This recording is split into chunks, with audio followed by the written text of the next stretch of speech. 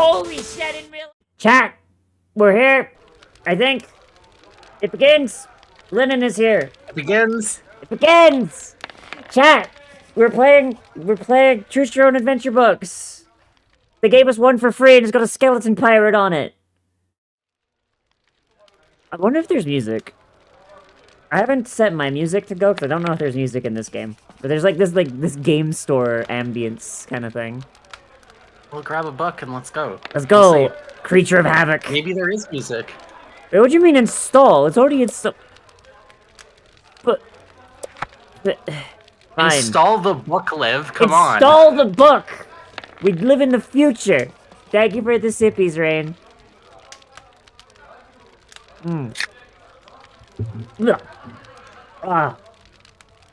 Chat, I need money for gamer subs. I don't want to drink Monster anymore. Why? Because How dare you? Monster always makes me feel not great afterwards. Like, it tastes good, and then it doesn't. Alright. Is there music for the book? God, I have hiccups. God damn it. No! Creature of Havoc is a hang on. We gotta, let me. Yeah, you got a thing? Creature of Havoc is a fighting fantasy game book. An interactive adventure in which the Creature of Havoc is you! There you go. That's it. That's all I got. You begin this adventure not knowing... You begin this adventure not knowing where you are or who you are. All you know is you're some kind of creature of instinct, understanding little. During the course of the adventure, it may be possible for you to begin to control your bestial nature, to find out more about yourself, and even to learn your destiny. But even if you know all this, success is by no means certain. Powerful adversaries are ranged against you. It's up to you to decide which route to follow, which dangers to risk, and which foes to fight. Before embarking on the adventure, you must determine your own strengths and weaknesses with a series of dice rolls. But first, you must choose one of the difficulty settings. The gamebook has been designed for optimum challenge on the adventure difficulty mode. For newcomers to fighting fantasy, we recommend adventurer or free read modes. For older readers who are already familiar with the printed version of this gamebook, we recommend hardcore hero mode. I think we should probably go with adventure because we're both relatively familiar with this series, but I haven't played it since I was 14. Yeah, I feel you there. I think the decades of being away from the series. Yeah. Was been our relationship with Monster when I approached 30 as well. Van, I've been like this with Monster since I was like 22. Like when I was in high school, I could drink Monster all day, every day, and then like I turned 22 and I was like, ugh! I need to tell you that I'm in my mid-30s at this point. My God, that's a sentence. I am going, chat, I am going to be 30 in 4 days! But, Ah! the dragons count as Monster? What? I think Maeve would find that offensive. I can still drink like multiple Monsters a day with no problems, don't worry about it. Yeah. Chat, also I need you... start to vibrate. You start to vibrate like the world's gonna end, but it's fine. Chat, I would also remind you guys that, I am 5'11", 130 pounds. You open a bottle of You're taller than me? Yeah. Like in real life? Yes. Because as a goblin, like as goblin meat space me is taller than goblin me. How tall are you in meat space? Not as tall as you, apparently. How tall are you? I'm like 5'9". 5'9"? Oh, I wish I was 5'9". Yeah, approximately. My ideal height is 5'2". I need to like remove my shins or something. Yeah, my ideal is 35 inches. Yeah, my ideal is 12 inches tall. I need to be carried in someone's pocket. I'm being honest, I just want to get carried around. I'm gonna be honest. Just, you know, just someone put me in their pocket. I want to be small enough that it's unreasonable for me to have responsibilities and expectations put on me. God, that'd be nice. Just like any situation, just be like, but I'm just a little guy. Just a little guy. Not even the follow, just Jiren.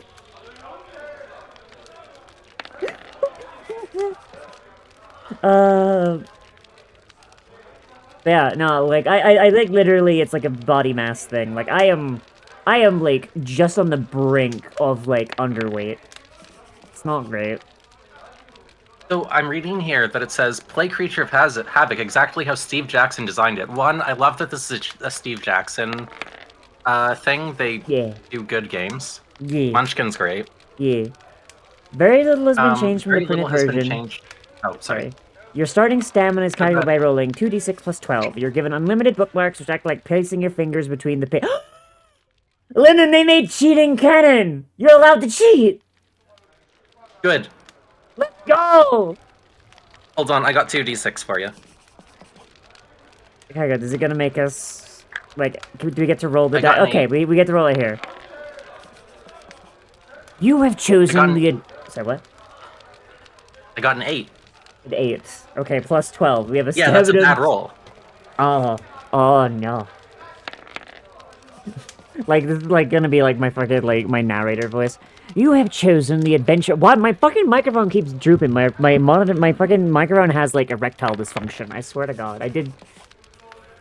You have chosen the Adventurer difficulty mode. Before continuing, you must calculate your initial stamina. Your stamina score reflects your general constitution, your will to survive, your determination, and overall fitness. The higher your stamina score, the longer you'll be able to survive. Okay, this fucking looping, like, GameStop audio is actually starting to piss me off. Oh, yeah. Wait, hang on, there's different moods! Boating Forest, love it. No, I don't love it, actually. Icy Tundra. Dungeon Delve. Stargazing. Stalking Danger. Haunted Okay, we're gonna have Hallways. to use these. We're gonna have to familiarize ourselves with these and use these. Yeah, we are. Alright, hang on, I'm gonna turn it down a little bit. Yeah. Alright, Lynn, do you want Foreboding Forest or Icy Tundra? I think we should start with stargazing until we're, like, doing something. Okay. You must roll. It's so loud! It is so loud. There we go. Yeah, 4 days ready before I instantly demand more to crazy cranky cat lady use my days. Well, I already have like 6 cats! Will just like more cats just spawn when I turn 30? Oh god. No, you kind of got the preemptive on that one. Had you no cats, that's exactly what would happen. I love my but your event tables roll differently due to your current situation. Yeah. You must roll 2 dice, not 12 the number rolled. It's then entered into the stamina box on your adventure sheet. Stamina go up and down during your journey, but if your stamina falls to 0, you die. Your stamina is going to remember to eat some of your provisions. I hope my provisions are people. We are the creature of havoc in this one. Roll of 10 plus 12 means stamina is 22. That's not a bad... Dice. Yeah, that's not a bad roll. Yeah, I like it. Alright. How do I keep going? Oh. Next, determine your skill. Your skill reflects your swordsmanship and general fighting experience. The higher, the better. Your starting skill is determined by rolling 1 die and adding 6 to the number. This is entered on the skill box in your adventure sheet. Roll your starting skill. No, Can you no! do me a favor? Yeah? You know how you just read your, read the first bit of that voice you did? Yeah? Can you repeat that voice for me, but say, Adventurer, your health is low? Adventurer, your health is low. Yeah, no, that's about right. Cool, thank you. I know what you're trying to do. Adventurer, your health is low. Do you have any potions or food? There's just a tone to it that's almost like he doesn't give a shit. Yeah, it is. Oh, to be fair, like imagine, I bet he does that for all the heroes. So, like, Man is, like, sitting there, he's like, oh, for fuck's sake. You know, like, he's behind a switch box, just clicking buttons, being like, hey, drink a potion. Do you have any potions or food? Love it. Next, determine your luck. Roll your starting luck. Your luck score indicates how naturally lucky a person you are. Luck and magic are facts of life and fantasy kingdom you have to explore. Starting luck is determined by rolling 1 die and adding 6 to the number. This is then in the luck box on your character sheet. 3. Okay, that's not bad. As you learn more about yourself during this adventure, you realize you are an extremely powerful creature, capable of killing most opponents with a single blow. If you roll a double when you're rolling for your attack strike, you'll land at a death-dealing blow. Oh, so we just have, like, Vorpal hits on There's this crits. one. I love that Yeah. one.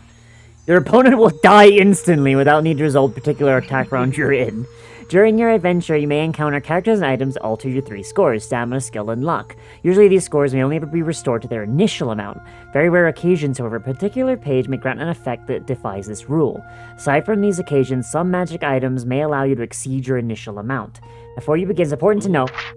It's important to know, and then just like, no, missing page. It got ripped out the Scholastic Book Fair. The backstory of the Creature of Havoc is spread across 11 short chapters. It's a dark and twisted tale of the goings-on in Trolltooth Pass and will be useful information before your adventure. If you wish to read the backstory, then turn to the next page. If you already read the backstory in your previous attempt, you may skip. Did we skip? Where did we go? I mean, my previous attempt was like 2 decades ago. Chapter 1, The Lay of the Land. The Creature of Havoc adventure takes place in the region of Alancia, where the dusty windward plain meets Trolltooth Pass. North of the pass, the forest of spiders and the Moonstone Hills hide dark secrets. This is the region that the necromancer Zadaran Ma considers his own. To the south, the town of Salmonis stands as I feel like man was just like sitting in like an olive garden, like trying to come up with these names, you know? Yeah. Yeah. As the last vestige of civilization for the rolling hills become a mountainous reaches of Balthus Dyer's Kragan Heights. Westwards, the featureless windward plain leads the way to the Port Blacksand and the Western Ocean. The plain is a vital trade route between eastern Alancia, both the western Alancia and the Old World. Wares are brought to the west by merchants' caravans, which are heavily guarded by hired warriors, known as the Strong Arms, whose job is to see the caravans pass safely across the flatlands, whose treacherous wastes east of the Trolltooth Pass. Throughout the pass, the Strong Arms have the caravans leave the caravans at Chalice or Silverstone and pick up the caravan making the return journey. Some prefer the peace and quiet of smaller villages like Coven and Drystone, but not even the most courageous Strong Arm will stay near Dree, home of the Witch Women. If you wish to continue reading backstory, then continue to Dree, village of the Witch Women. If you've already read the backstory previous time, you may skip. You do the next page. If I read too much, my fucking throat will explode. Okay. Am I reading the chapter titles and everything? If you want. Do you want that? Chapter 2, Dree, the village of the Witch Women. Women. Women? Which, multiple? There's what? Multiple witch women. Yep. A dark village nestling in the fork of 2 rivers like a viper in its nest. Dree is a magnet for miscreants and black-hearted creatures. It came into being originally as the home of the exiled hag witch, Romina Dree, who had been banished from the town of Salaminus?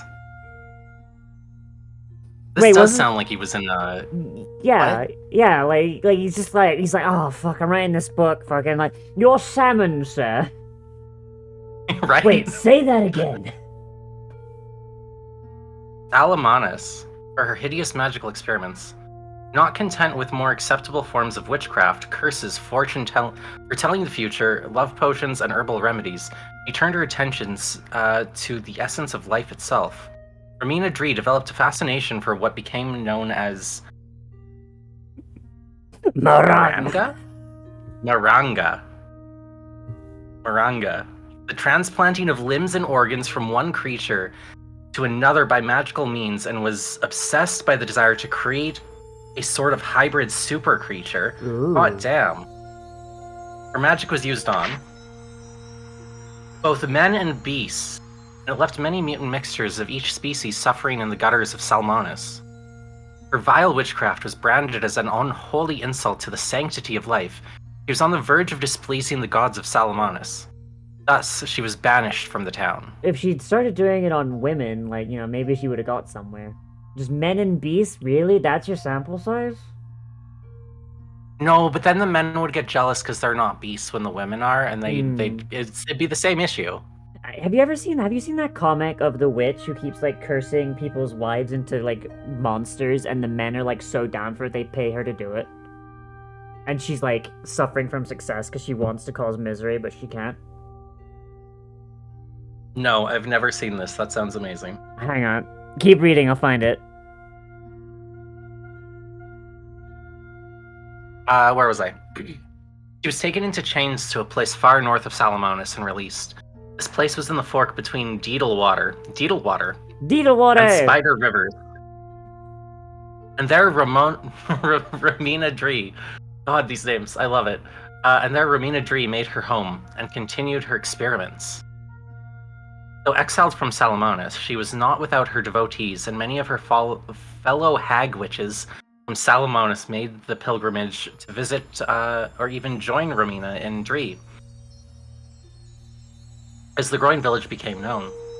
And from other areas of Alancia,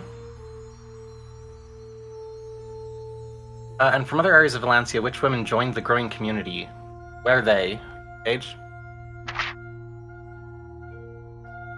practiced their black arts freely and learn more of the developing art of, what did we say, Maranga? Maranga, yeah. Maranga. Maranga. From Ramina herself. Maranga. Outsiders who sailed the Deedlewater. Deedlewater. I'm sorry, it's called the Deedlewater. The Deedlewater.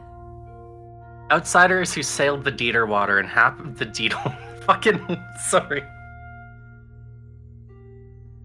Can you say Deedlewater with more seriousness than I can? Outsiders who sailed the Deedlewater. Like, this strikes me. This strikes me like a DM who fucking like never said their names out loud.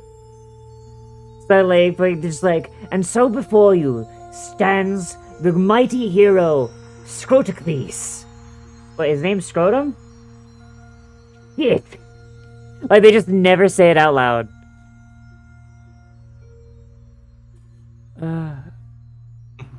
Deedlewater. Deedlewater. Outsiders who sailed the Deedlewater happened across the witch women's village. I missed an and. And happened across the... I suck at reading today. Nah, you're fine. Let me try this again. Hold on. I need a beverage. And a bong hit. There you go. The bong will help you. Yes, and then a second beverage to wash down the bong hit. Drink the bong water. That's what it's there for.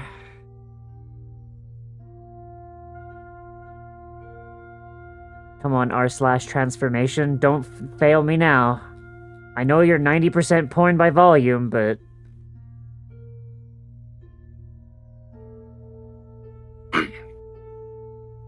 Outsiders who sailed the Deedlewater and happened across the witch woman's village were horrified at the sights they saw. Semi-creatures with dreadful deformities were left in the streets to suffer. Indescribable monsters, which by rights should never have seen life at all, but were now doomed to scratch a living in the gutters of Dree.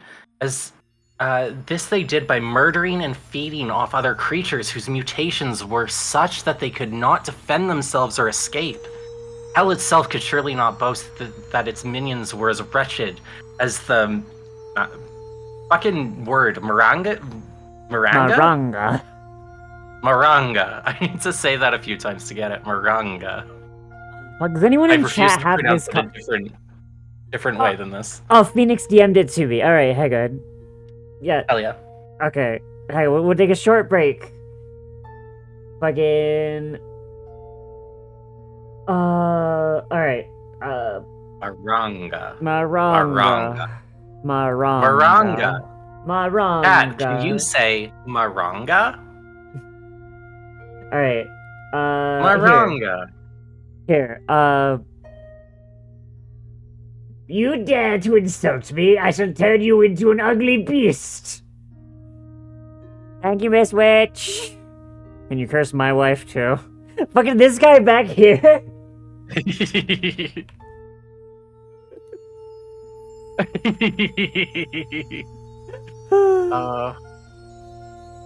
Okay, but does this become not safe for work? I don't think it does. Okay. Lately, more and more people come to me so I can curse their wives. So I started charging an absurd amount of money for the curse, hoping there was something from bothering me. But it didn't work. All of them can afford the price. How can these freaks be so wealthy? Can you make it a little bit? Oh god, I just realized she's a hyena! Oh my god! Wow. First time I read this, I did not realize she was a hyena. I thought he was talking. I thought he was talking about her tits. And that's the story of how I became filthy rich. What's wrong, hon? Can't sleep? The bed is too hard as her neck hurt like hell. So soft and warm, Mrs. Heaven. Oh, jeez. Beatrice, my love, will you marry me? Yes, my king, 1,000,000 times. What's going on? Beatrice, your love has freed me from the curse so I can finally live a normal life. Put him back.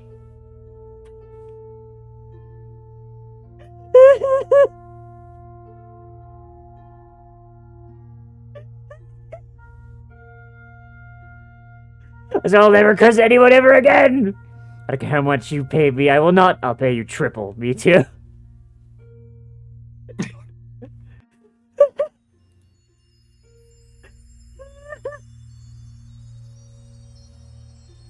Oh. I want to ride my wife to work too.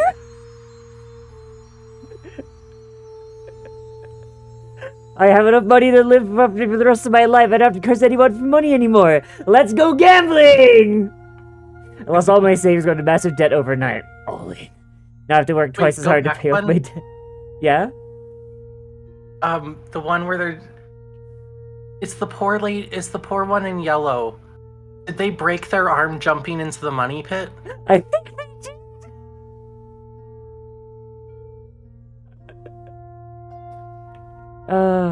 Very good, Maureen. You're the next Alphaba.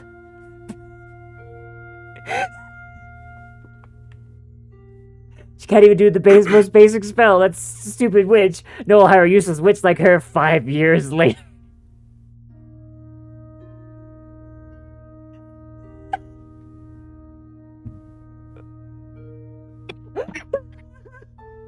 Hey, peasant, I still don't understand. How can you afford to pay for my curse? Are you extremely poor or something?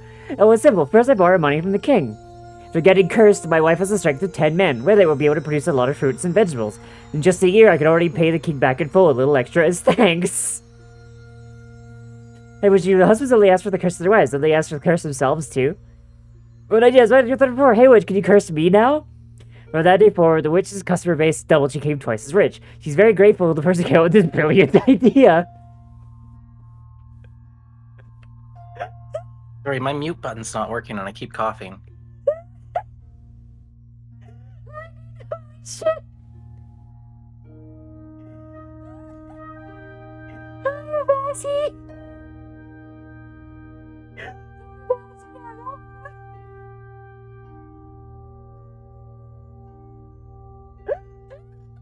Hello, beautiful.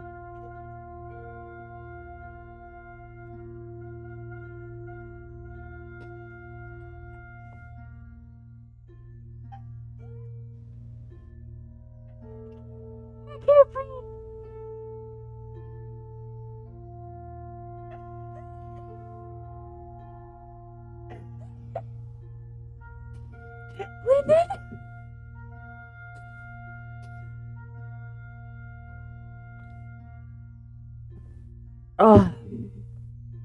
Linen. Linen.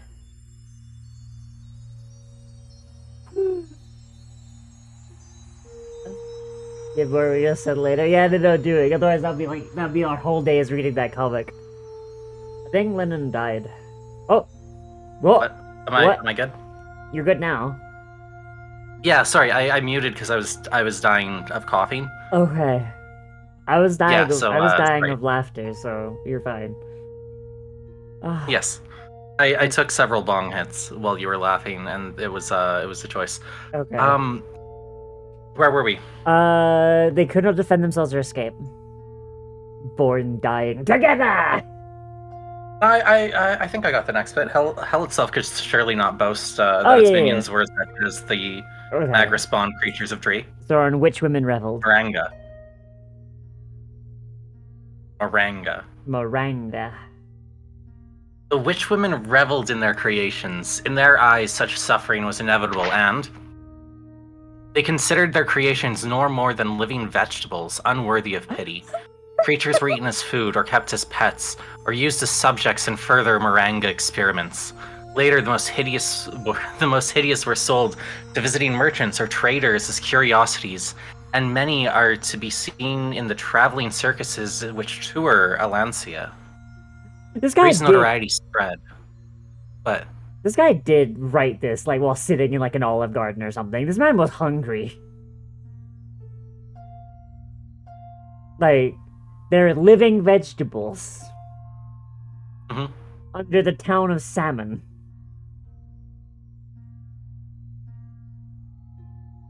Kept his pets, ooh. Sorry, keep going. Dree's notoriety spread, and why is there a comma there? I don't know.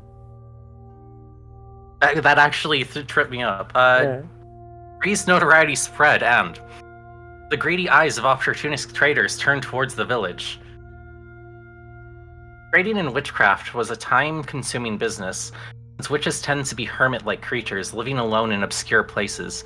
If trade links could be established as three, how convenient it would be to buy potions, charms, curses, and enchanted objects from a single place. Or so merchants thought.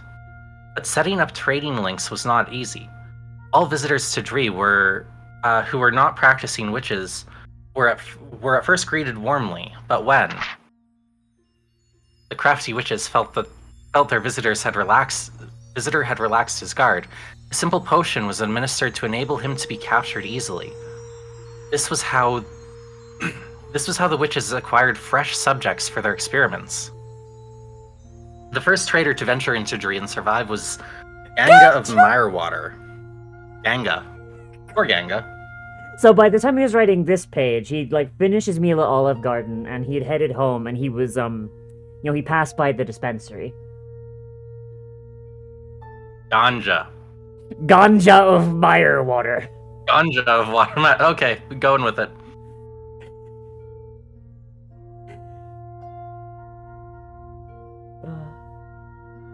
Sorry, I had to take a bong hit for that. Center. Oh, sorry. One second. You should leave the microphone on when you take a bong hit. Let's hear the bubbles. Oh, it doesn't catch it. Ah, boo. Here, hold on. Let me see.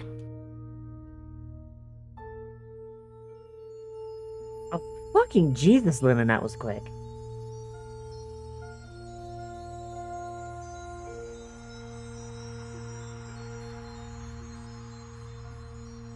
What was what?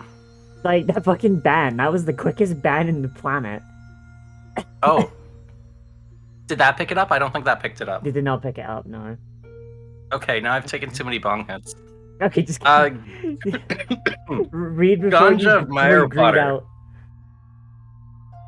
His enterprise was to be admired, and he made handsome profits from his trading. He was the first to realize... Sorry.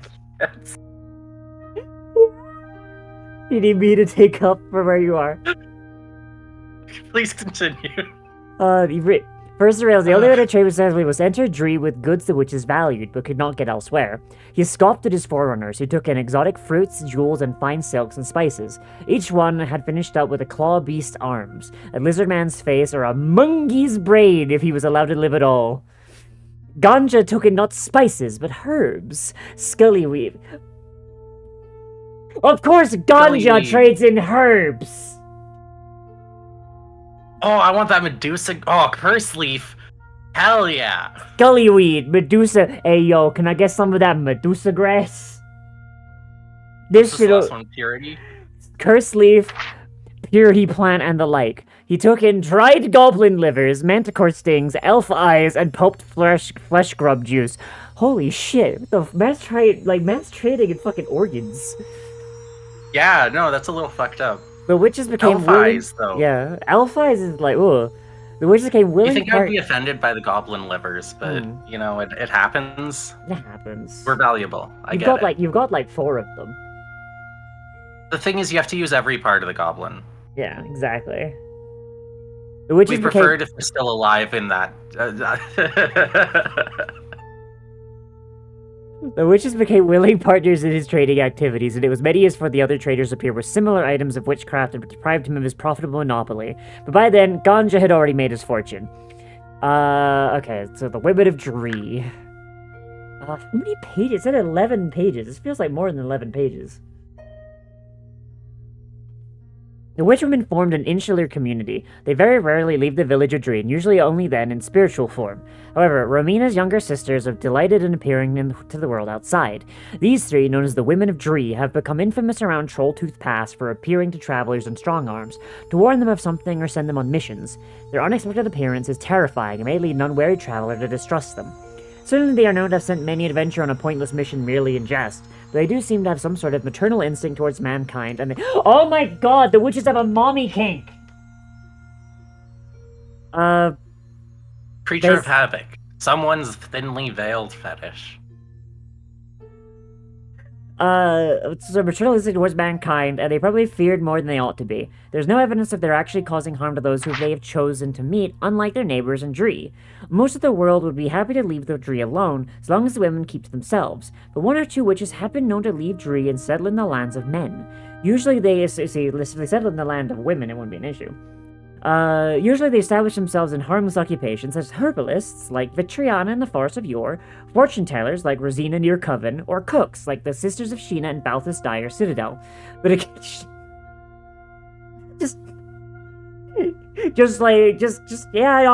like, cooks in the fucking, like, the Citadel of the fucking, like, most evil-sounding motherfucker ever. Occasionally one of the witches will leave Dree in search of mischief. This was the origin of the ill-reputed the village, and more recently, with the strengthening of Zaradan Ma's power, Dree has earned the Isn't that important, actually, though? What? Isn't Balthus Dyer Citadel important to us? I'm fairly certain that is the eponymous Citadel of Chaos, yes. I'm like 90% sure. I would need to go. Like, I would need to. It talked about that earlier, the Kragan something. Yeah. I think it's. I honestly. Bear in mind, I have not read this before, so I think it might just be them, like, alluding to other books in the series. Hi, Kay. Oh, no, that's probably true. No. Like, because I know the Forest of Yore is, that's another book. One that I wanted to read. But, like, once again, like, it was never at the book fair again, so. But I think this is just like, hey, yeah, here's the other witches that, like, have shown up in other books, I think. I think that's the idea. It did tell us the backstory was important to us playing the game, though, so I'm wondering if, like, now we know if we end up in Balthus Dyer Citadel, then we know to look for Sheena if we want to get some Magara going. What was the goddamn word? I've already forgot. But Mananga? Was it? Manangra. Happy birthday, Kay. Wait, Kay, your birthday is 4 days before mine. Holy shit. Maybe, I mean, well, now we know it for Citadel of Chaos, so if we play Citadel of Chaos, you know, we know we run into Sheena, be like, oh, I know you. You know? Give me a beast arm, please. Because that's what they do, right? What? I'm understanding this right? They turn people into creatures. Yeah. Hello, yes, could you turn me into a big sexy wolf lady? He's the witch from the comic. Oh my god! Zaradan Ma, the necromancer. Is a necromancer just a vampire that's got, like, you know, like a really old-fashioned view of what he does? I think there's overlap, but no. Like, maybe, like, there's some, like, old-school vampires who, like, consider themselves necromancers. Yeah. But I think, like, they wouldn't technically have the... Like, they wouldn't have the... They wouldn't be licensed necromancers unless they went through proper necromancy school as well. Yeah. It's not like you're a vampire and a necromancer by default, even if you think you should be. Yeah. But if you run into the vampire and he whines you, and he takes you dancing, and he gives you flowers and everything, and then he bites you. That's definitely a necromancer, though. Fuck off.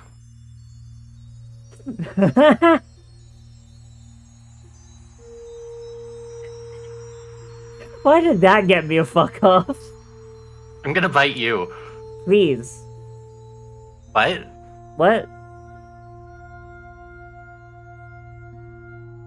It was Ramina's sisters who secretly raised the infant Zaradan. No one knows who fathered the child, but most likely counted one of the numerous hell demons conjured up by the witch women during their black masses. Some, however, prefer to believe the necromancer merely a product of another Maranga experiment. Being the only man-child! Oh my god. Oh my god, he's 40 years old and still plays with 80s action figures. Being the only man-child. The only man-child. We're gonna have to go defeat an incel. That's the plot. I was starting to be like... I was developing a joke of comparing this to a famous our world individual. Yeah. And then I decided to abandon that. But you got the gist of it anyway. The only man-child in a village of witch women, the sisters removed him from the village and raised him somewhere in the Moonstone Hills. There he opened a car company named after Nikola Tesla. When he was old enough, Zaradan was sent east into the flatlands to be educated. He already shown skill in simple sorcery, and the witches wished him to study the magic arts under the teacher of great repute. This man was Volgira Darkstool. The fuck are these names? And the young Zaradan was accepted as his pupil along with two others, Balthus Dyer and Zagor. No last name given. Zagor. The three of them studied hard and perfected the black arts, with a skill which Darkstorm had never seen any of his previous pupils. The three became both friends and rivals, and lovers, each respecting the other's skills, but each striving to prove that his were the greatest. It was during his studies that Zaradan changed his name. Zaradan Dri, as he was called, was a name that embarrassed him. Dri was the village of witches, and the name was a constant reminder of their primitive magic with a simple herbalism and curses. I think he was just a misogynist. The only interest Zaradan had in his home was a witch's fascination with Maranga, a subject that obsessed him. He changed his name with a single spell, which he had learned from an ancient black magic. Fuck! I wish it was that easy. I had to pay $140. And wait like fucking 6 months and appear before the court. God, I love it. Jesus. One midsummer night, he locked himself away from sunset to sunrise to complete the ritual. When he emerged, Zaradan Dri was a name which had been erased from the minds of everyone who had ever heard. Fuck, I need this spell! Instead, from that onwards, everyone knew the young man as Zaradan Ma. $150 is kind of cheap for a spell if I think about it. That's true. That is fair. But, the spell doesn't erase the name from everyone's mind, so I'm just kind of like, I need that. Good morning, dolls. We have the doll from the blue sky. It's the doll from the blue sky! Hey, how you doing? Welcome to the stream. I love the saga of the doll with doll. I love the... Yeah, that's the guy who runs the Daily Dolls Blue Sky account. Oh, cool. Yeah. Hi, dolls. I love dolls. I love the saga of the doll with the grass. Share him grass. Share him grass? Only grass. The saga of the doll grass. Well, there was a picture of a doll with grass, and him had grass, and then the next day, there was another picture of him giving his grass to another doll, share him grass. Oh, that sounds adorable. Yeah. Dolls are very social animals. They have really big packs. I love seeing doll packs interacting because they're all super cute. Bye, Bazzy. I love you. See, that reminds me of goblin packs, but it's less cute and more horrifying. Yeah. Yeah. But they also live in burrows, so if there was a doll toy, it'd be a doll. Look, if I become popular enough to get that makeshift shit, nah, the doll will exist. It would be called the doll. DHOLL. Always remember to share your grass. Exactly, share your grass. It's expensive. It's like Hell yeah. Hell yeah. It's like $80 for an ounce. Like Jesus. Hold on. What? I'm just doing the exchange rate in my head. No, that's kind of expensive. Yeah, prices went up. It's fucking like I Damn. I don't buy weed that often. Like that is like Chris's thing. Like I prefer edibles. No, I think like with the exchange rate, it's like here it's like 40, but it's like half of what you just said. Hang on, let me actually double check. Let me see. So high society. I love how my dispensary I can Starts just buy. arguing about You can weed shop prices. online. Yeah, look at weed. Okay, there's my hometown. Menu. Okay, so fucking. We'll go for. I guess we'll go for flour. I guess. Yeah. Yeah, 1 ounce is $80. I had it exactly right. For just for fucking blackout truffle, indica hybrid. And then if you want black maple, which is just a straight up hybrid with a higher THC count, not even by all that much, only like a 5% higher THC count, same amount of CBD, it's like $106 for an ounce, and that's like at a 15% off sale. Okay, what's your cheapest like ditchweed? Ditchweed? Fucking.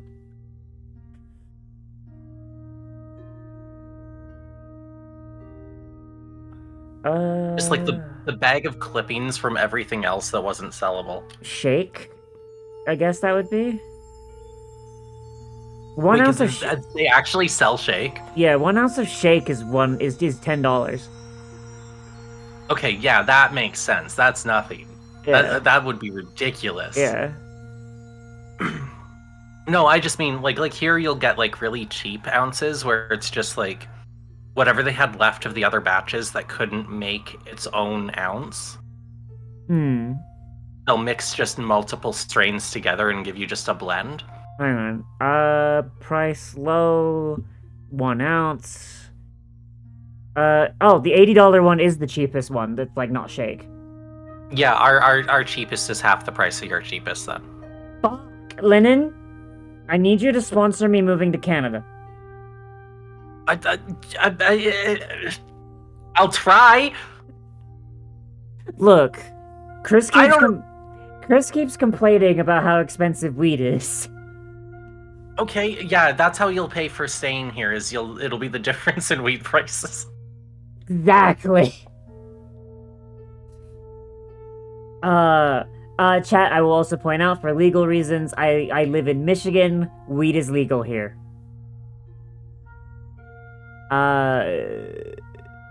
Martin's I am located outside of your dimension. No, I'm in Canada.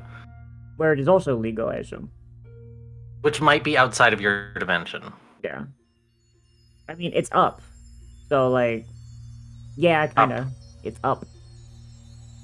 Mar and his co-pupils learned at a rate which astonished the aging Darkstorm, who became fearful of their powers. When they sensed their mentor's weakness, all three eventually turned their allegiance. I love that we had the same idea. Allegiance from him towards themselves, and they reveled in their power that their new skills brought. In their own minds, they became powerful demigods, scornful of the pathetic world around them. When Volgara Darkstorm realized how dangerous his pupils were becoming, he tried to stop them. The result was a short, bloody battle of magic between them, which ended as the demonic three, as they called themselves collectively, cut down their teacher with a carefully disguised rain of knives spell. They just threw cutlery at him. You know that prank where it's a bucket of water above a door? Oh god! No! It's just knives. Oh. After looting the old wizard's library, sorcerers fled Darkstorm's home and headed towards the Trolltooth Pass. From there, they sought refuge in the Darkwood Forest, where they eventually split up to continue on their own separate ways. Zaradan Ma disguised himself as a prospector and headed south towards the village of Coven. A half-day... Fucking... You can't call your village Coven and not expect witches to show up. A half-day's journey from his home in Dree. Though his disguise was merely a sham to enable him to build an underground stronghold for his future operations, he was astonished to find gold deposits in the... Just like, ooh, shiny. He immediately realized that with gold he could recruit an army, and soon his Yellowstone mines were making him a powerful and well... Yellowstone mines! I feel like our guy, like, just is not the best at naming things. Well, come on, he's a game maker, not a writer. Like, I suddenly feel, like, a lot less, like, self-conscious about naming stuff as a DM. His real ambition, however, was not to become merely wealthy, but to rule over his own empire and eventually over the whole of Valencia. Though he could not do alone, he had already recruited Velasca Rue, a well-rounded human with a fiery temper, to supervise his mines. Rue was a scruffy character, but had a will of iron and shared Mar's thirst for power. His loyalty to his master persuaded Mar to share his secret ambitions with Rue. Between the two of them, they laid plans for conquest. Velasco Rue was dispatched to find suitable officers for Mar's army. Meanwhile, Mar himself was deep in thought. He'd recently heard a story which was occupying his mind. Honicus, a wizard of neutral alignment, had arrived in Coven to gather supplies of neutral alignment. Of a neutral alignment. Man took a BuzzFeed Do you quiz. think these guys... Well, question. I now have a different theory. Mm-hmm. This was his D&D game. Oh my god. Yeah? That's it. Yeah. That's the theory. We'll stop. Yeah. This book is a D&D game. I mean, explicitly, almost. Got the supplies to take back to his home and a note. You think this guy was just a dungeon master who had no friends? Absolutely. During his visit, he'd bumped into Zaradan. I don't think we should... Okay, hold on. I apologize for that towards, Steve Jackson? As fellow game makers, we highly respect you in this industry. Yeah, no. That is us being silly. That is us being silly creatures on the internet. There is no... That was a bit. That was a bit.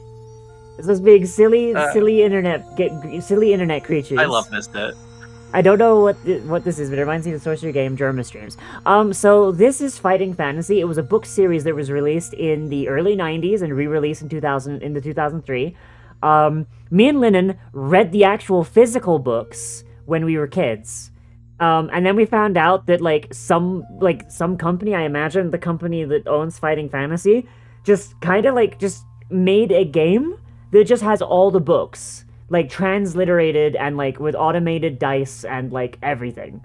So me and Lennon are playing through the books that we really enjoyed as kids. This one is one that Lennon played. When we're done with this one, we'll play one that I really enjoyed, and we'll go from there. Go for it. Huh? Yeah. What? I'm agreeing with you. Okay. Yeah. Yeah. So this right now is the prologue kind of thing. After some hours of talk, Mar offered Honicus a position within his underground complex, looking after the area in which he held his office, outside the mines. Honicus gratefully accepted. Mar realized that the wizard knew much about the surrounding regions, and he pressed Honicus for more and more of his knowledge. Among other tales, Honicus told Zaradan the legend of the Vapors of Stittlewoad. The Vapors of Stittlewoad! Whoa. Hidden deep within the dark... Oh my god, there's 11 chapters! Oh my god! Do we skip it? The backstory? Did we skip the backstory? Did we read the entire backstory, Lennon? What if we need it? Oh, that's true. What if we do? Okay, here, hold on. Let's go. Speed run. Hidden deep within the dark depths of forest of spiders. Oh, you got it. I was gonna go. Sheltered from the prying eyes of tall spear-tipped trees, an enchanted glade. Though the outsiders never see this glade, really believed, it is said to contain a number of beautiful rock pools. As if designed by the gods themselves, each pool is decorated with brightly colored flowers that bloom throughout the seasons. Tall orange lilies scented with sweet perfumes rise from the waters. Each pool is fringed with bouquets of colorful peacock flowers, and shivering silver bells are scattered around there. Twinkling faintly as the wind disturbs their delicate silver flowers, the pools are wondrous to behold in the full splendor and are known as the rainbow ponds. But the rainbow ponds are so called not because of the adornment, but most of the beautiful flowers in the whole of Valencia, but rather because of the waters contained within the pools themselves. For each of the rainbow ponds, it is a different color. This extraordinary natural feature is said by some simply to be a matter of crystal deposits on the rocks beneath the pools, but this may not be true. The colors are so distinctively different that this phenomenon may well have been created by magic. Elvins would delight in conjuring up these gardens of color, but elvins are not to be found in the area. Most likely, this is the magic of the elves. What? What? Needless to say, speculation abounds about the mysterious properties of the rainbow ponds. The turquoise pond, it is said, brings the gift of beauty. Bathing in the waters of the amber pool before attempting a new skill will ensure excellence no matter whether this skill to be a mental or physical one, and the ruby pool bestows charismatic powers. No one may meet such a bather I've lost my speed. Bather without experiencing immediate feelings of affection and friendship. Perhaps some or perhaps none of these stories are true.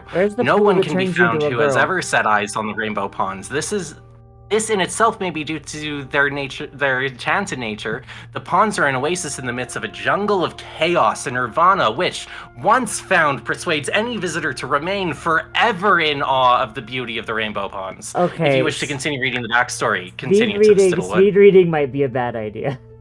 I'm having so much fun, though. Yeah. Oh, wait, there's 11 chapters. We're on chapter 7. We're almost done. Okay, let's go. Do you want this one? I'll get this one. The most recent stories of the Rainbow Ponds have caused great excitement among adventurers and explorers. Rumor has it the ponds were the part of the domain of the white-haired wood elves of Stiddlewood.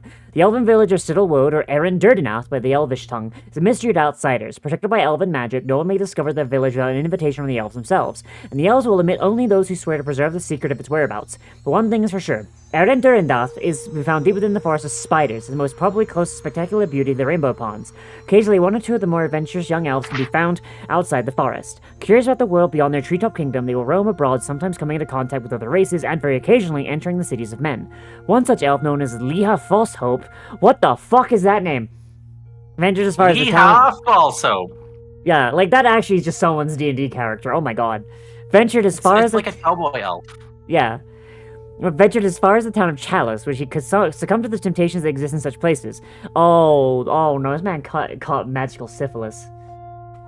Stories spread of the mysterious white-haired creature whose manner was so delightful that the young women of Chalice would follow him wherever he went, tittering and offering him their titties. The rowdy menfolk knew him as a regular in town's drinking establishments. Oh, he swung both ways! They watched him amazement as he entered and won every drinking contest at every inn. Street Market once acquired a well-made mandolin, and with a short time as a master of the instrument, I thought by mandolin they meant like the thing they used to cut ham. Oh, I hate those things. Yeah, like I was like, oh, man became like a butcher. Damn. Delighting every audience with his amusing songs. As the status rose that of celebrity within Chalice, folk naturally inquired about his past, and he managed to remain true to his vow of silence. They only caused rumors to circulate, which was complimentary to Falsehope. Eventually, he was forced to reveal glimpses of his real past. His story so enthralled his listeners, and each glimpse spread like wildfire as news around the town, and he was encouraged to tell more and more. Many of his stories he set to music, and even today his songs are known and sung by the minstrels of all of Western Lancia. But finally, one night after far too much ale and maybe a little too much smoking weed, Leah also revealed more than he should have done. In his drunken conversation with a young serving wench, he not only revealed that Erin Durdinath existed and could be found deep within the forest of spiders, but his loose tongue told the story of the vapors whose secret had hitherto only been known to his fellow elves. After which he had finished telling his story to Wench, and a large crowd of eavesdroppers who had gathered around him, Falsehope realized his folly. Desperately tried to cover up his words, but his merely prompted more and more questions in the crowd. The question now asked was, and what was the name of this village of yours? For men find elven names difficult to pronounce. Falsehope searched quickly for a name that would throw them off track, and for somewhere deep in his memory, the name Stiddlewood appeared. Stiddlewood is in fact a particular type of dye used by elves to color their clothes. The young elf was devastated when the effects of ale wore off, and he realized that he had done. The secrets of generations of wood elves had been revealed to all and sundry in a common inn. He left the town of Chalice and returned to his home in the forest of spiders, where he lived the rest of his days in disgrace. Till the day he died, and his family were social outcasts in Erin Durdinath. Even today, the family of Aurelia Falsehope, Leah's great-grandson, must bear the shame, which cannot be forgotten, revealing the existence of what became known as the Vapors of Stiddlewood. Jesus Christ. Man, the elves don't fuck around, goddamn. Stiddlewood is a very good fucking... Stiddlewood.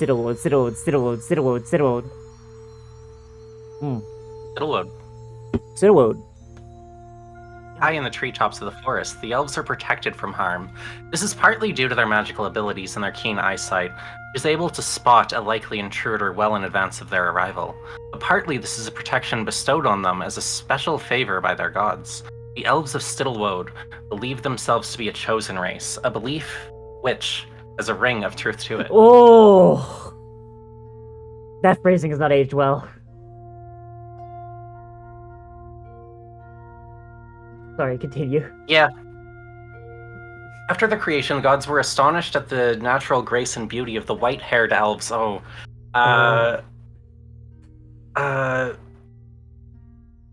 White-haired elves they had brought to life. The early priests of Stiddlewoad were offered a bargain by their creators. The gods promised to watch over the elves and provide a good deal more protection than they afforded their other creations. In return, each generation of elves undertook to choose an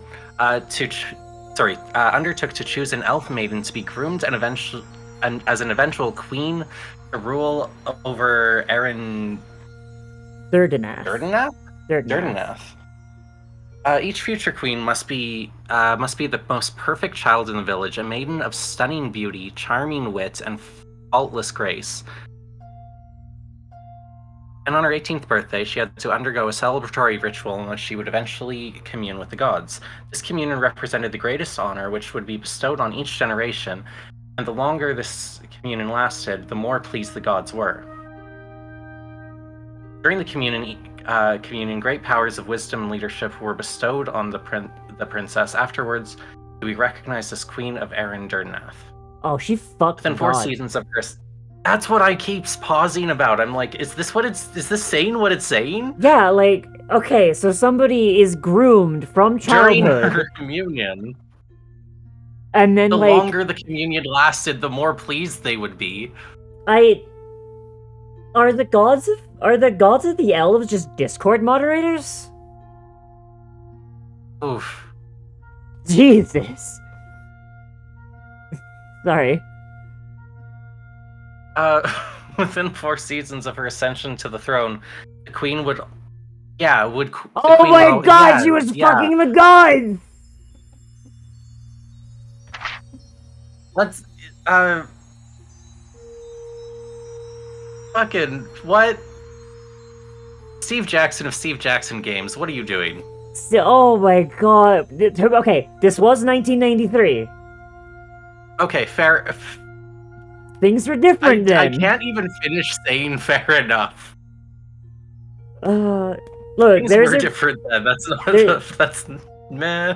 Look, there's a reason why everyone in the 90s died in 9/11. Everyone's It does a hologram. establish she was 18. It's true, but also she was also groomed. literally used the word groomed. Groomed, yeah. Literally used the word. Ooh. Ooh. What's happening here? Ooh. The 90s. Okay. Sorry. Keep going. Such a birth. Such a birth was a religious affair during which the queen was attended only by her priests. When the queen left her priests after the birth, she left alone. Only the priests had a handful of trusted villagers knew what exactly happened at the birth, but all knew the result. No normal child was born to the queen. Instead, the gods gifted the queen with a benevolent spirit, a vapor with a special power. A vapor.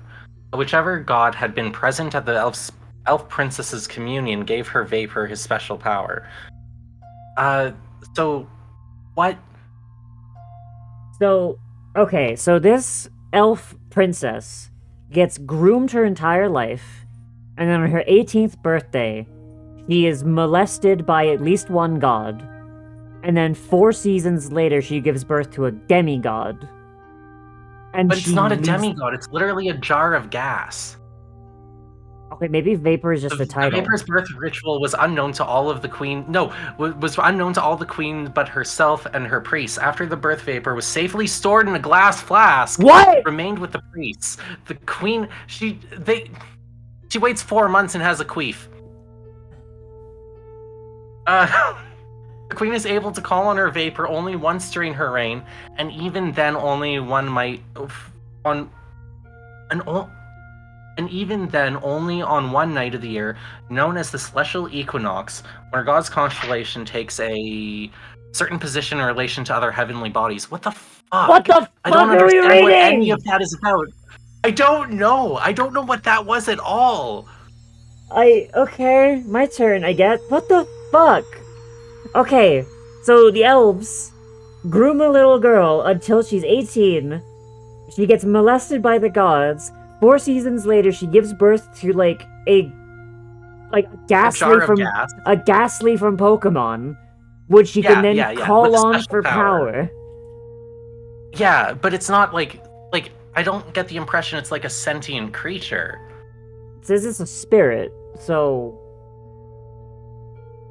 is it a ghost? it's a ghost. Is it like oh my Death god! Stranding baby? It's a miscarriage. It's a miscarriage, and then they capture the ghost of the dead kid. Oh my god, that's fucked up. Okay, These were children's books. We need to kill all these elves. Okay, sounds good. We're gonna be a creature of havoc. I love it. See, now I'm scared to play Citadel of Chaos, because I'm just like, hang on, what was in there that I didn't catch as a kid? Oh god. This is wild. I love this. Let's go into this with wild expectations at this point. Oh god. This is the tale that Zaradan Ma heard from the wizard Hanukkah. He pressed for more information and was told that the present elf queen Elthase was reputed to have given birth to 3 vapors. Oh. Triple miscarriage. Athalas was an exceptionally beautiful maiden, so during her divine communion she had been visited by 3 of the elven gods. Holy shit! Euthiliel, the god of languages, Ititia, the god of reason, and Ilarion, the god of elf magic, was his last name that seized Zaradan's attention. For as powerful as magic was, that of the elves was equally powerful. If he were to require the knowledge of elven magic as well, he'd be invincible! Zaradan's sharp mind was well aware of the possibilities and thought deeply on the wizard's words. But the ways of the elves are secretive, and years passed where Zaradan Mar was able to make plans of finding the hidden village of Stillwoad. Stillwoad. That's a good fucking name, I don't know. His minds prospered and his power base grew. Velasco Rue had returned with new recruits for his forces. In Ascidian and Zengis, he had come across a burly half-troll named Thugraf. When he started as a drunken brawl, it became a firm friendship, and Thugraf agreed to return with Velasco Rue and join in the service of Zaradan Mar. The Necromancer took an instant liking to Thugraf, not least for his coarse sense of humor and his healthy streak of cruelty. He sent Thugraf into Nodok Wood to rebuild Hanukkah's home as a hidden training ground, known as the testing ground for his troops.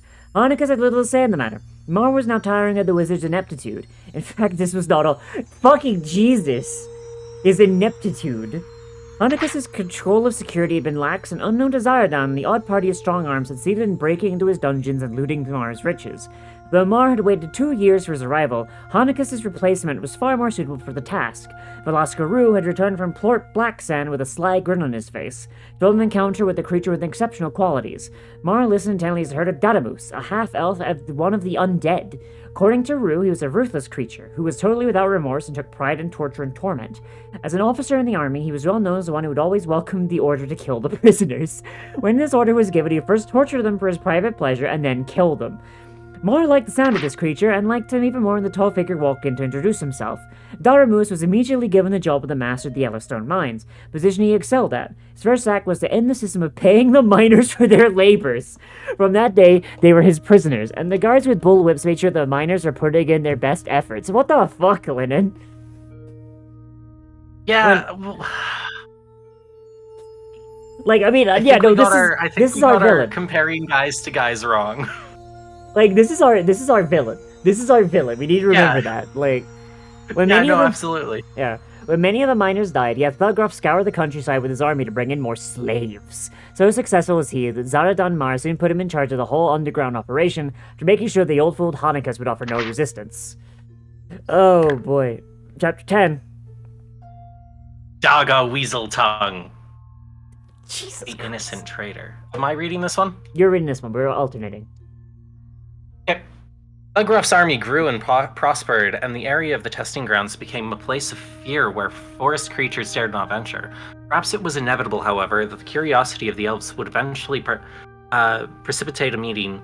Precipitate. Precipitate. got that right. Yeah, I got that right, right? you did. I don't know why I stumbled there. A meeting and this dubious honor befell a young elf, Daga Weaseltongue, cousin to Aurelia. I like that name. I do like Aurelia. Yeah. Aurelia False Hope. Oh no! This is The guy who fucked up like a couple centuries ago. well, related to Liha False Hope. Yeah, this is a cousin of Liha's great grandkid. Okay. So Cool. Still a fuck up. A couple of Mars Legionnaires were strolling through the woods when they came across Weaseltongue training his serpent-headed. What the fuck? Or a Fidiotor. Fidiotor? It's like a Fidiotor? So it's like a minotaur but a snake instead of a bull. Oh. Yeah. Serpent-headed Ophidiatar. Okay. First RPG was Morrowind. Gee, Linda, what was your first RPG? Morrowind. Morrowind? Yeah, no lie. Right okay, up. If we're not counting like video games, I unironically think my first one might actually have been Citadel of Chaos. Oh yeah, no. If we count books, then it was this. Literally this. Oh god, yeah. If we're only doing video games, then like I think it was like Final Fantasy VI. Yeah, no. It was definitely this as a paper thing. Sorry. And then Morrowind as like a video game. Yeah. That was like exactly my age demographic. Yeah. Well, no, I was a little young for it, but yeah. That was the point in time. I was. Yeah. It's like. I had the Xbox Game of the Year edition. Yeah. Actually, no, it might have been Final Fantasy VI regardless, because, like, I remember playing Final Fantasy VI, like when I was, like, really young. But, like... Oh, are we counting Final Fantasy as an RPG? Yeah. But if the version that... Oh, I guess the song says that, too. If the version of Citadel, of Chaos I played is the same one that I have downstairs... Then that one got printed in 2003, and 2003 feels way too late for my first RPG. And maybe it's what I would have considered, like it's an issue of what I considered RPGs at the time, maybe. Maybe. I don't know. Like, time gets screwy when you have fucking brain problems. Yeah, because now I see Fable mentioned, I'm like, I fucking loved Fable, but I don't know what order that went in. Yeah, I can't remember what order, yeah. Mm-hmm. And there's bits and pieces of my childhood that I'm just completely missing, so I don't... Yeah, same. fucking know. Same. Where was I? A couple of Mars Legions, blah, blah, blah. Ophidiatar. Ophidiatar, yeah.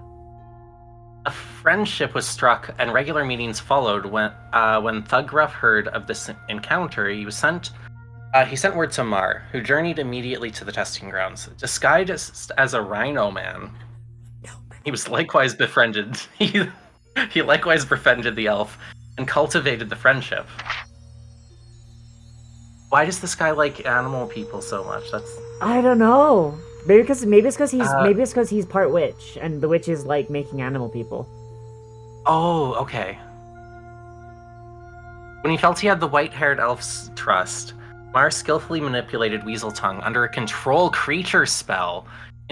This was a D&D campaign. It fucking actually was. Oh my god. Into stealing the vapors from his own royal priests. The vapors were stored in his dungeons until he could research their secrets.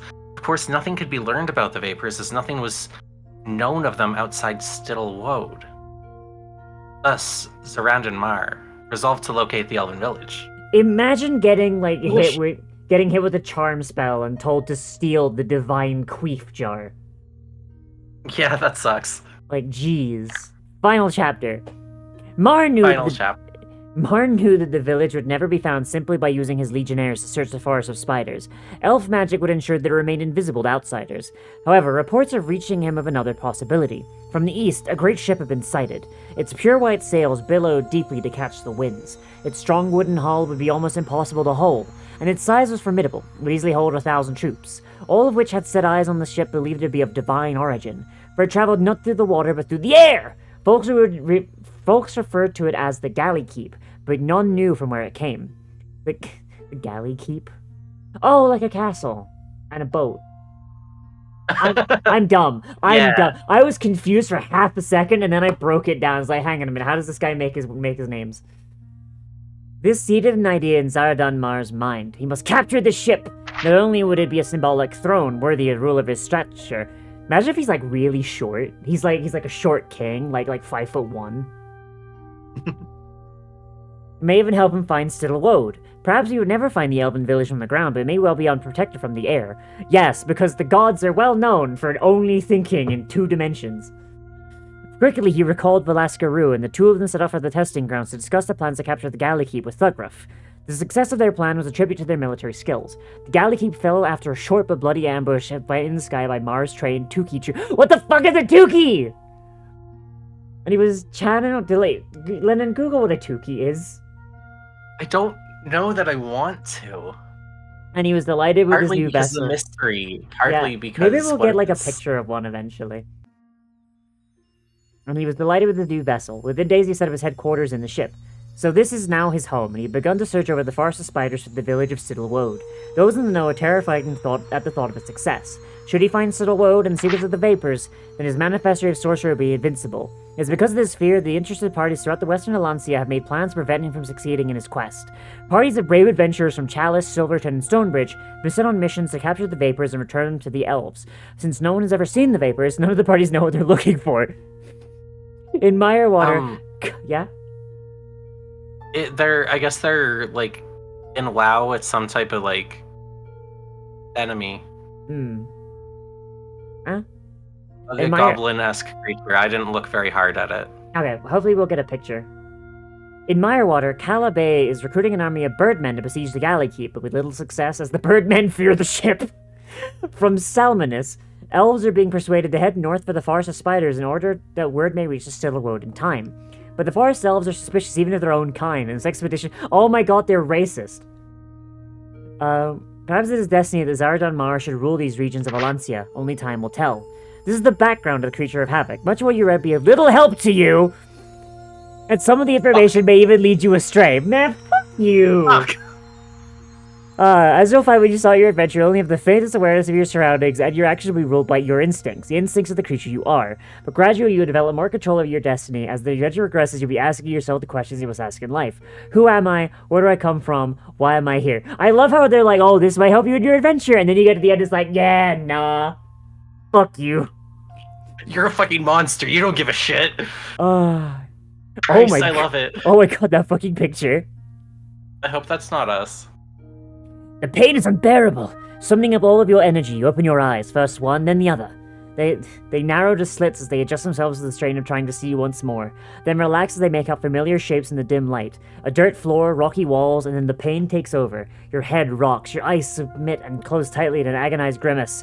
Instinctively, you raise your hand and cup your face. The low moan mingles with the rasping sound as your rough fingers rub the scaly skin above your eyes. Oh. For some time, the pain begins to... Hero, what the fuck are you doing? He's trying to climb up onto my desk from the other side of my desk. But the gap is too small for you. You are bigger now. Thanks. After some time, the pain begins to ease. You open your eyes once more and peer out from between your gnarled fingers. You seem to be at the dead end of a passageway. That is a trash can! Get out of there. That's a trash can. Get out of here. You seem to be at the dead end of a passageway. Your surroundings are barely visible, but a dull glow is coming from the northern extent of the passageway, which stretches before you.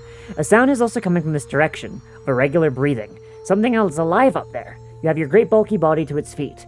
Along your back, your spines bristle. Swinging your heavy head slowly from side to side, you progress as decided. North is the only option to you. Muscles strain to succeed in raising a lumbering foot, which thuds loudly on the ground in front of you. You repeat the action, first with one foot and then the other. After 4 steps, the motions become automatic. You're moving more quickly and more quietly up the passage. When you reach the end, your eyes are drawn to a huddled shape lying on the ground in front of you.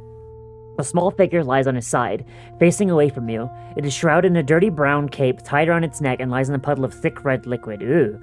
Its body rises and falls irregularly with each breath. Some identified feeling swells within you. Is it anger, hate, fear, curiosity, hunger, or even sympathy, or a secret other thing? You bend down towards the little creature, uttering a meaningless grunt as you do.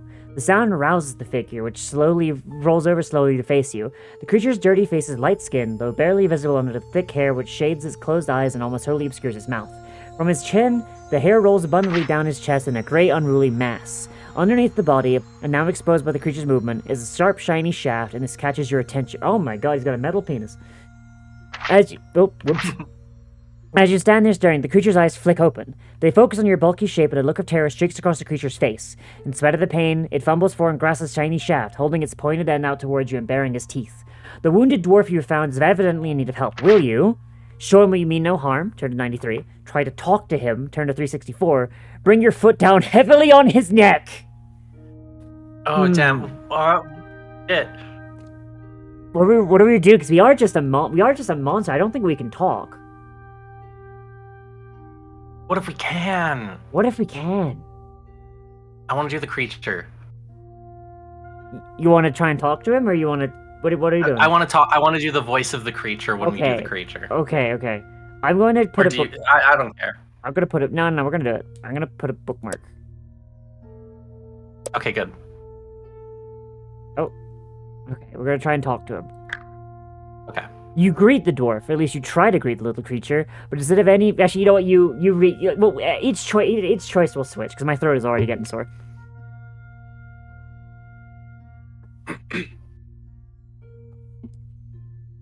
You greet the dwarf.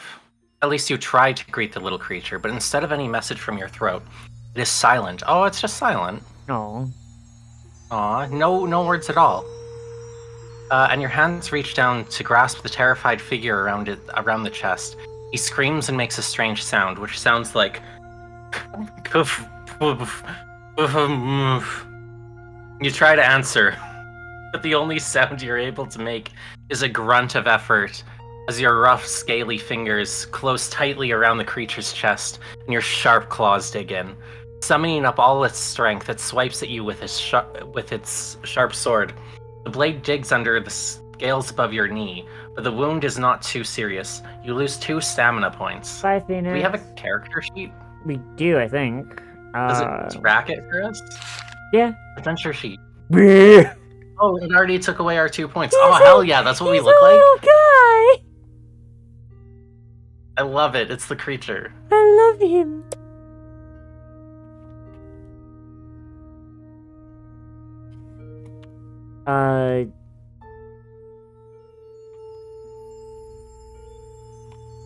You're really struggling here. Yeah, there we go. There we go. You lose 2 stamina points. The blow causes you to roar loudly, and to increase the pressure on this creature's chest, its ribs crack like twigs under the force of your grip, and the body falls limp. You drop it to the floor where it lands like a sack of bones. The sack of bones it now is. Your thoughts are confused. Why did we tried to talk to him? Why did we do that? He freaked out. Bruh. He panicked. We panicked. Man, I hate when I panic and I crush someone with my claws. I hate that. I think we don't know our own strength. Maybe we should try and examine the creature. Okay, we could either... Yeah, well, he did have a sword. We should take the sword. He might have stuff. Yeah, we gotta loot the body. Normal TTRPG stuff. I think what he was trying to say was, if I die, you can have my stuff. I think that's what he was trying to say. You might be right. I'm not gonna doubt you here. Your scaly hands are like... What? Yeah, I don't speak dwarf, but that's what it sounds like. It literally looks like La Creature. Hang on. La Creature in Void Screaming? Hang on. Let me see this. Oh my god, it does! I want to forward this to you, Lennon. Hang on. Yeah, please. La Creature.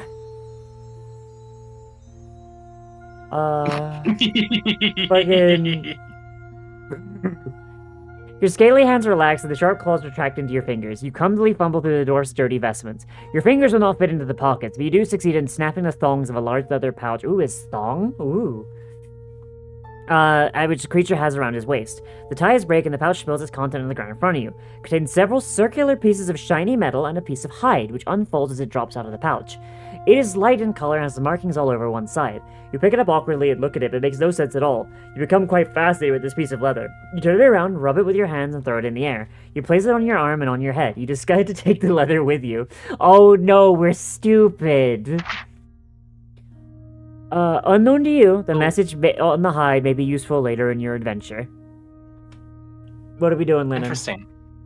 Oh, it's okay, like parchment. Yeah. Well, can we see our adventuring gear? Can we see our character sheet? Okay. Piece of leather hide. There we go. Piece of leather hide. Love it. Okay. So what we'll do, Lennon, is we'll alternate who reads, but the person who is not reading gets to pick. I think that's fun. Okay, sure. We'll do that. So what are we doing? We examining or are we continuing? I don't think examining shit will get us anywhere because we're stupid as fuck. Yeah, I don't think we can read. Yeah, I think we tried to wear this as a hat, so I don't really. I don't think we got this. We got like a piece of papyrus, and we were just like, hey.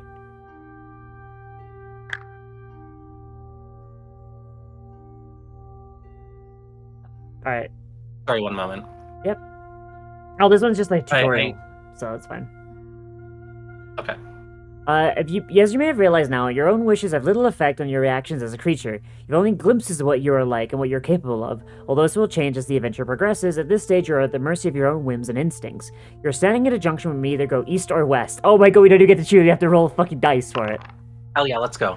Alright, 148! 6. You decide to follow the... Oh wait, no, this one you.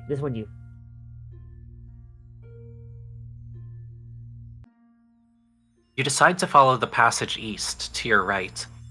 Your first steps are slow as you take in the encounter with the dwarf. After a few paces, the corridors turn north. You approach a stout wooden door and must make a decision. Will you smash the door from its hinges and continue, or will you give up on this route and return to the dwarf's corpse? Oh, we don't get a choice. I love this. Yeah, we don't. We're just stupid. Roll the 2. What are we doing? You shift your weight and turn your great bulk around. With labored steps, you stomp back the came past a lifeless body. You travel west along the twisting passageway. Several times you bump clumsily into the walls and grunt in annoyance, but your tough scales protect you from damage. The temperature drops noticeably, and each breath sends steamy snorts from your nostrils. Ooh woo. After narrowing slightly, the passage widens and leads towards a chamber. A sound from ahead and a flickering light warn you to take care. But rather than making you stop to listen, the prospect of an encounter seems to excite you. You bare your teeth in your claws and stride forward into the chamber, turning to a 5. You go. Roaring like an enraged demon.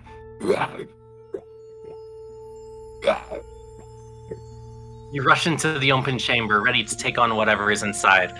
Terrified shrieks come from a small party of adventurers huddling around a makeshift campfire in the center of the area. Oh no. 3 figures are warming themselves by the fire. One wears shiny clothes that clink as he moves. Another is dressed in red and also grows long, dark hair from his chin. A wizard? The third is a tiny creature with polished hide on his chest.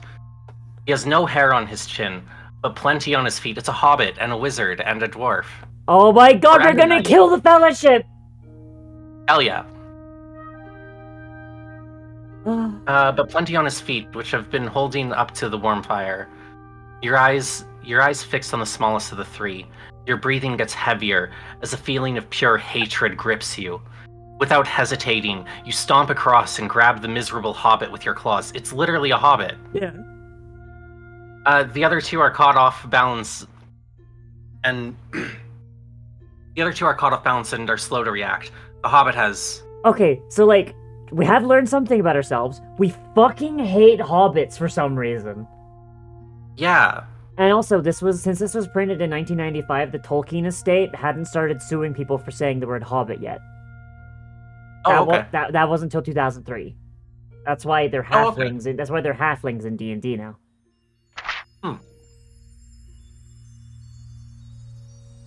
The Hobbit has no weapon. It should be an easy victim. You must fight. Yeah. The Hobbit. You must fight. You Alright, how do we fight?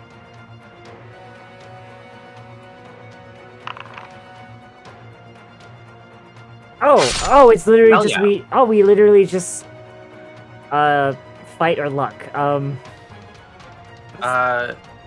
there's Wait, combat what's up? music. We have shit luck, We do. right? No, we have shit skill. We're better at luck than skill. Okay. Ooh. Huh? Oh. Oh, do you have to roll under luck? How does that work? No, the Hobbit took damage. We didn't. Oh, I think I was just confused. Oh, we can roll. Okay, we can spend luck for a guaranteed thing, I think. I have no clue. Maybe? We probably should have read we probably should have read how the fighting works. We'll figure it out. Yeah. Help the Hobbit. Hell yeah. Excellent! Hang on. I'm going to... delete that bookmark. We're gonna save. I'm gonna go back to home, and I'm gonna see if there's a tutorial for how the combat fights. At the bottom. There is, right there. Rules. Okay, how does fighting work? When you give a battle in Fantasy Classics, your vendor sheet will appear at the bottom of the screen, displaying your stamina, skill, and luck stats. Above this monster encounter, a sheet will appear showing stamina skill of your foe. Battles will by rolling 2 6-sided die, roll 2d6 for both you and your enemy, and adding the result to the respective skill store. This is called the attack strength. Both sets of dice are rolled at the same time. Your dice are white and your opponent's side are red. If your attack strength is higher, you have wounded your foe, causing 2 points of stamina damage. The enemy's attack strength is higher. This has wounded you, causing 2 points of stamina damage. If both attack strength and totals are the same, you avoided each other's blow and resulting in a draw. After hitting your opponent or taking stamina damage, you may use luck to inflict a more serious wound on the creature, or to minimize the effects. Oh! So good. We did the right thing then. Your attack, if the number rolled is equal or less than your current luck score, then you have been lucky. Okay, so we need to roll less. Okay. If the number rolled is higher than your current luck score, then you have been unlucky. If you're attacking and you are lucky, you've inflicted a severe wound and the enemy loses an extra 2 points of stamina. If you are unlucky, the wound is a mere graze and the creature only loses 1 point. If you've been wounded and are lucky, you manage to avoid the full damage and only lose 1 point. Conversely, if you have been unlucky, you have a more serious blow and lose an extra point. Your luck score decreases by 1 point each time you use luck during a battle. Oh, okay. Okay, so... that makes sense. That makes sense.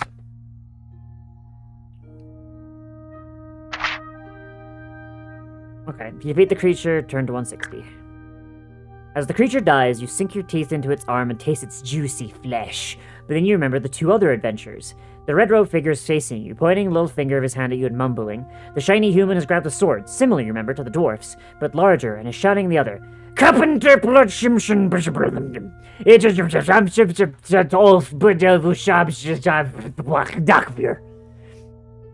which will you test your attention to? Test your luck. You're lucky! Your luck score of 8 or lower, and you're at a luck score of 8. Excellent. Alright, your turn, Lynn. Your reaction is immediate. The red-robed human is deep in thought and looks as an easy target. You step forward and swipe viciously at him with your claws. He screams and falls to the ground, clutching at his face.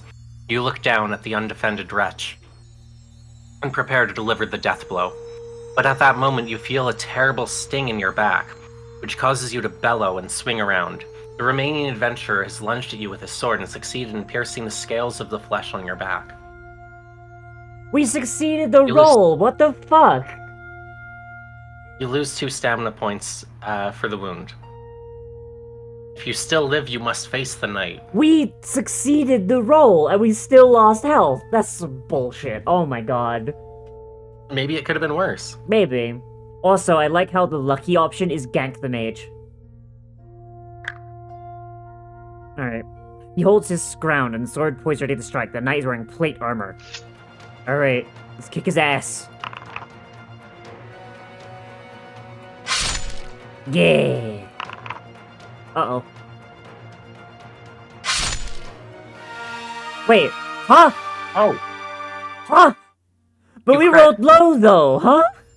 No, but you crit. Oh, we did. Crits instant kill. How do crits work again? Crits are an instant kill. That's yeah, it. but like, how do you get a crit? You roll high on your dice. But we rolled like two ones. Does it show our rolls? Is there a log? I did not see a log, but What are the options at the bottom?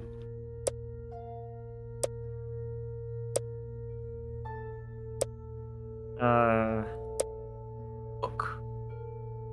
Oh, rules are right there. oh shit. What is retro mode? Oh. Retro mode? Under visuals. It gets rid of the book shit. Oh.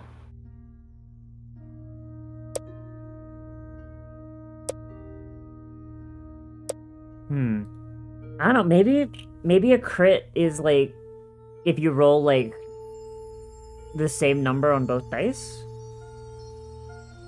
Maybe. Oh, doubles, yeah. Yeah. Might be doubles. Hang on. Rules.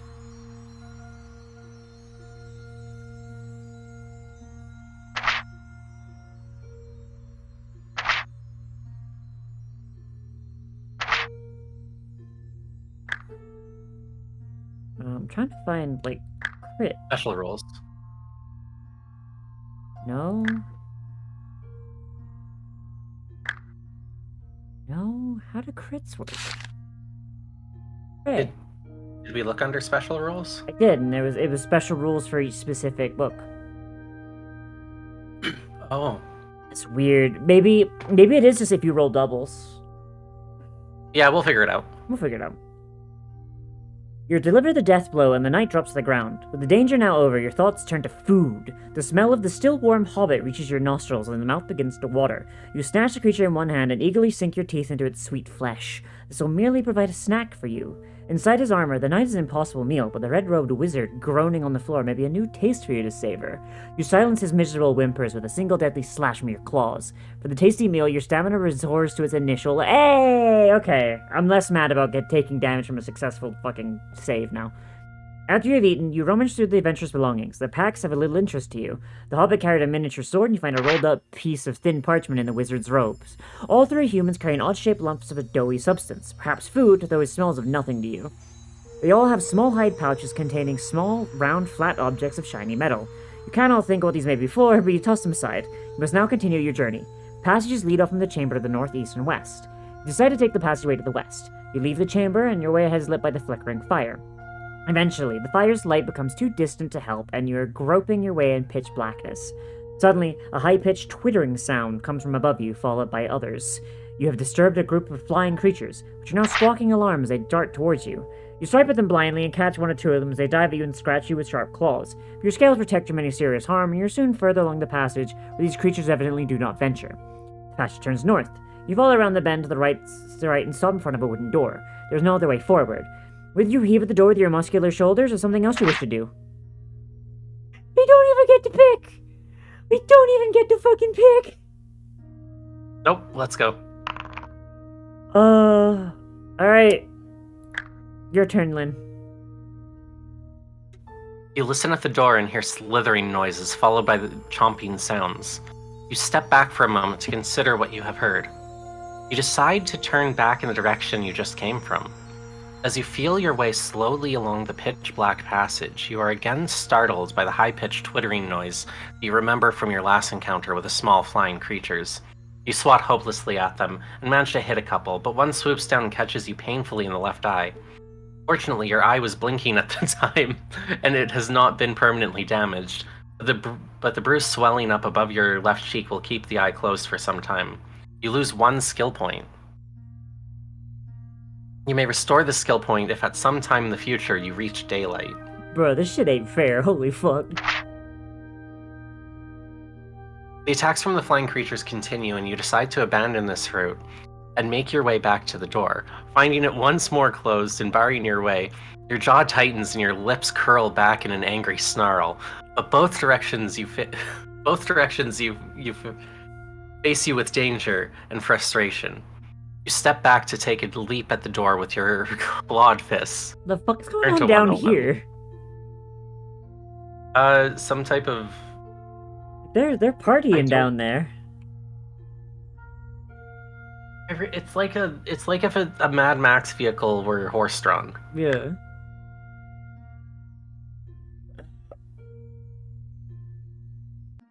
I guess Is this near you? I guess we'll like just switch on dice rolls if like all the choices are dice rolls. Okay. Yeah. This is you. Okay. The door. Yeah, I guess the last one wasn't really a choice. It was just a continue. Hey? Yeah. The door cracks under the force of your blow. A hole appears, and you rip the timbers away until it is large enough for you to pass through. Torches are mounted on the wall of the room inside, and there are 2 doors, one to the east, one to the west.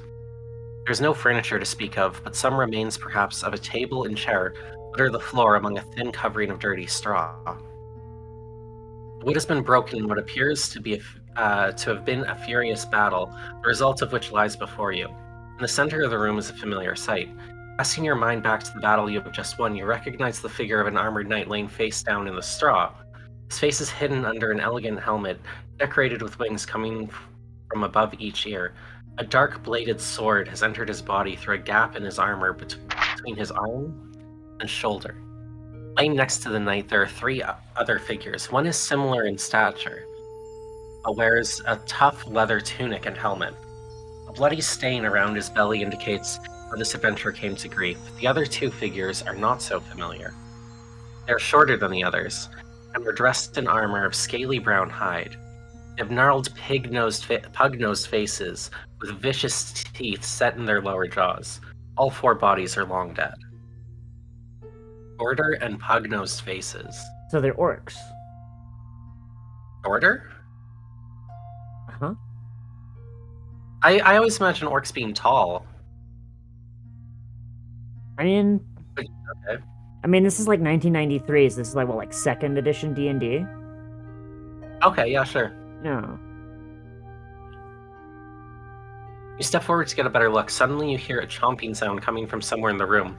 In fact, several places, but you cannot see anything which might make such a noise. Your eyes pass over the adventurer in leather armor and you suddenly freeze. While you are watching, a chunk of flesh disappears from his thigh. Oh, invisible creature. You watch incredulously for a few moments more. Not only does more flesh disappear from the adventurer's leg, but you also notice the body of one of the pug-nosed creatures twitch as its forearm suddenly loses a fleshy lump. This scene is worrying, and you must decide what to do next. Roll a dice. 1 die. Kid, we just leave. We're like, nope, Our instincts so far have been, yeah, I ain't fucking with this. Yeah. Like, every time, it's just been like, you have run into something that's kind of fucked up. Like, our guy is like the most credulous fucking, like, protagonist of a horror movie. You see something fucked up, I leave.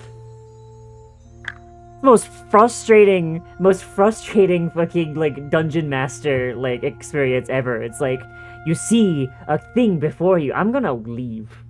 Fine, you leave the room. You make your way cautiously...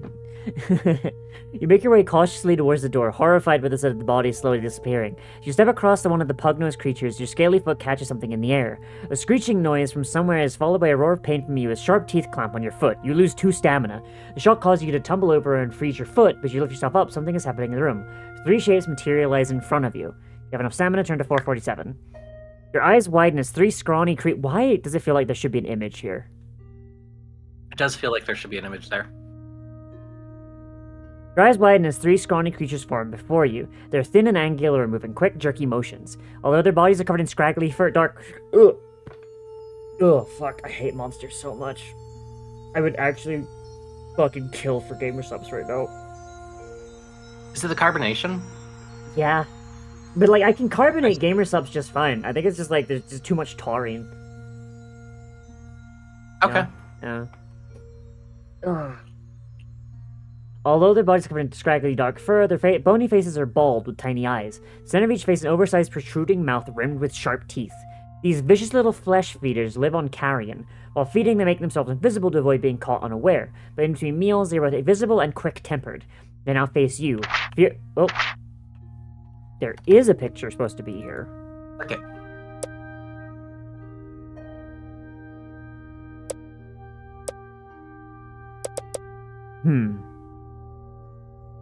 Weird. Did we break something? We might have broke something.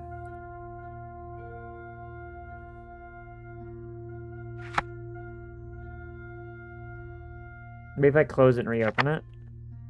Yeah, I was gonna suggest. Huh.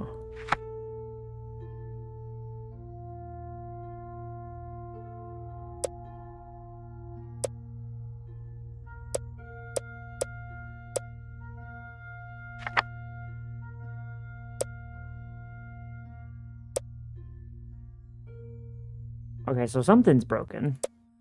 Yeah. I'm gonna restart the game.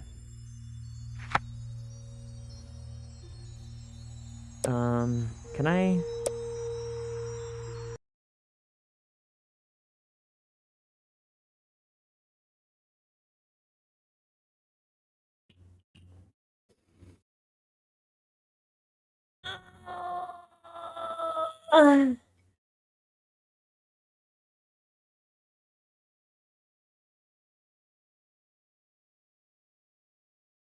Oh God, don't hit me with that. There we go. Oh! Oh, fuck!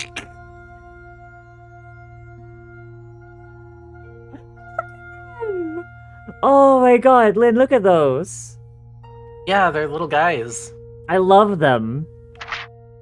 Share it on Discord with me again. I did. Or did you? Did. Why is it like this? I don't know. They now face you, furious Real. that their meals have been interrupted and they must now battle with the creatures. You must fight! We don't have a lot of stamina. We don't. Well, actually, no, we have 22 left. It's our skill went down now. Sorry, I looked at the creatures. Yeah, that's them, yeah. They're little. Oh yeah, no. They're getting fucked.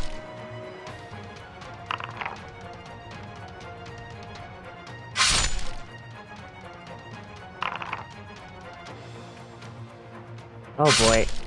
That's owie. Do we want to use a luck on that one, or do we want to save it? I feel like luck on defense is not worth it. Okay.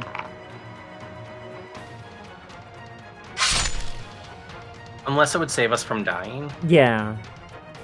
You've defeated the first flesh feeder, you must face the second. Oh. There's 3 of them, isn't there? Yeah, right. Okay, yeah, no, it is doubles. Okay, it's doubles, even if we roll low. If it's doubles, it's an instant kill. Oh, okay, so any double is an instant kill. Any double. Wow. Yeah, I'm gonna be honest, I forgot how much I love these games. Like, playing them in, like, a digital format feels a little weird, like, a little perverse, even, but, like, no, this is so much fun. Okay, good. Their crits don't count on you. That's very good. Yeah, that would be... 11-11. We both missed! Oh, like, these doubles represent how beefy we are. Yeah. Oh God, we're getting, like, hit pretty hard, though. I'm sure we'll just eat them and heal. Like, I hope so. You are triumphant! Excellent! You defeat them. This next one be you, I guess, because this one's we'll switch on fights and decisions, because that way it's not just one person reading for, like, an hour. Yeah. You rest for a few moments to catch your breath and then survey the room.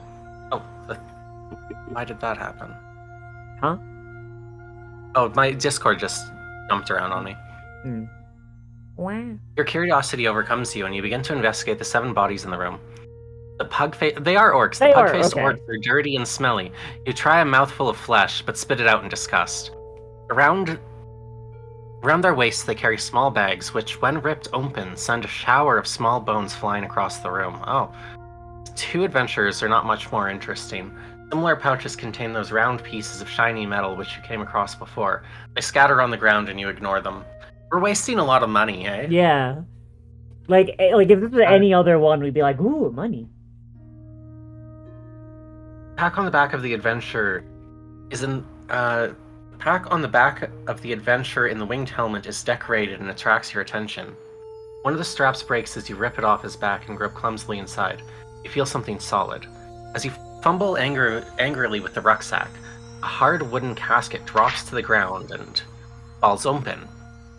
Inside is a clear, smooth flask which contains swirling purple gas. Elf queef! Curiosity. It is! Your curiosity is captured and your huge clawed hand tries to grip the delicate flask. But this turns out to be hopeless. Eventually you pick up the casket and drop it on the ground. As luck would have it, the flask jumps in its cradle and lands in such a way that the stopper flips out of the flask. The purple gas within swirls tempestuously? Sorry. Yeah, my brain put in an extra letter there. Like a tempest. Tempestuously. Tempestuously. Yeah. Tempestuously. Fuck words. I'm proud of you. Have a cookie. Its vapors seep slowly from the neck of the flask. The gas? Oh wait, no, it's still you. The gas The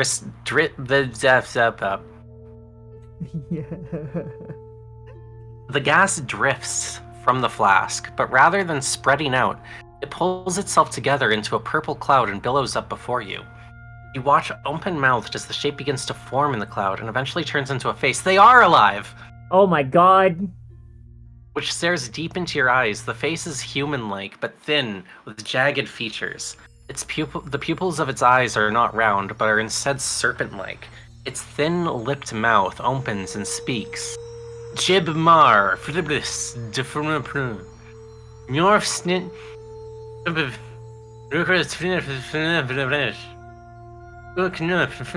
I can't do it.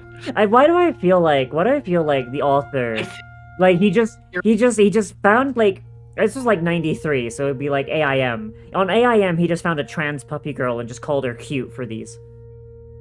No, maybe. Hear me out. What if it's a cipher? Oh god, did you think this fucking translates into like something like actually readable? Maybe. I appreciate the raccoon, Jaren. Look, all I'm saying is, this does not look that different from when, like, I'm key smashing on Discord when my boyfriend calls me cute. I'm just saying. This might be a cipher, but, like, I'm not a cryptographer by any, like... Okay, hear me out. There's no way it's complicated. If it's anything, it's just gonna be like a, what's it? Substitution. Substitution. Or key cipher. Yeah, like, here's my thought. Cipher. Yeah? Mar to, what's the town called? With the witches? Here? D something? It's the same, it's DE something something. There. I don't know. It's two letters. It's not a substitution unless you know a 4-letter word that starts with 2 of the... Well, we might get it eventually. We might just get given, like, a cipher eventually. But it just might be a fucking letter swap. Yeah. Of the wizard's name. You think so? Because he changed his name with magic. That is true. But also, we don't speak English because we're a monster. No, I know. But if it was a cipher, I bet that's the key. Is the names. Yeah. Anyway, let's go. Your anger mounts as you swipe at the cloud, but your clawed hand... This is me? Oh, me. yeah, this is you, yeah. Yeah, your anger mounts and you swipe at the cloud, but your clawed hand passes right through the gas without even disturbing it. A mysterious face blinks slowly, and the color of the cloud flashes momentarily from purple to white, and back to purple again. The face disappears, and the cloud is sucked down back into its flask. Once safely inside the flask, the stopper replaces itself in the neck, and the bottle settles into its cradle in the wooden casket. An instant later, the casket and its contents have faded to nothing. You decide you've had enough of this room and gain 2 luck points for your find. You also suddenly feel a sense of calm wash over you. As you look at the 2 doors in this room, you realize that you can actually choose which door to leave the room by. Choice is a new interesting concept. Perhaps this strange gas affected your power of reason. Oh my god, the power of Elfqueef gave us sentience. Oh my god. Will you leave through the door to the west, or will you leave by the door to the east? So, the door to the west is the one we came in by. So, we could go back the way we came and go through that door that, like, gave us the heebie-jeebies. Or we can just keep going east, like our instincts told us to. Well, the flask is gone. I was gonna be like, what if we take that somewhere? I forgot. Yeah, like it went back to the elf dimension, I guess. Yeah. This is your call. I think we should one last time trust our initial instincts because also if we go back east, if we go back west, we have to pass through the bats again. Yeah. And that permanently lowered or semi-permanently lowered our attacking value.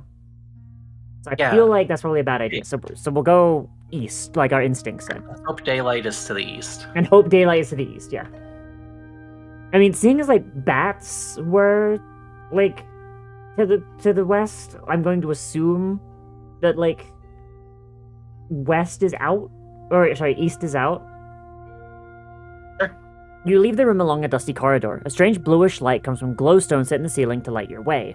With every step you take, a glowstone ahead of you lights up and one behind you fades to darkness. It's almost as if your progress is being monitored by some unseen entity. Ah, see? Fluorescent light bulbs, Lennon. We're entering the civilized part of the cave. As you wave your eyes to adjust to the light, you pause to consider the events in the previous room.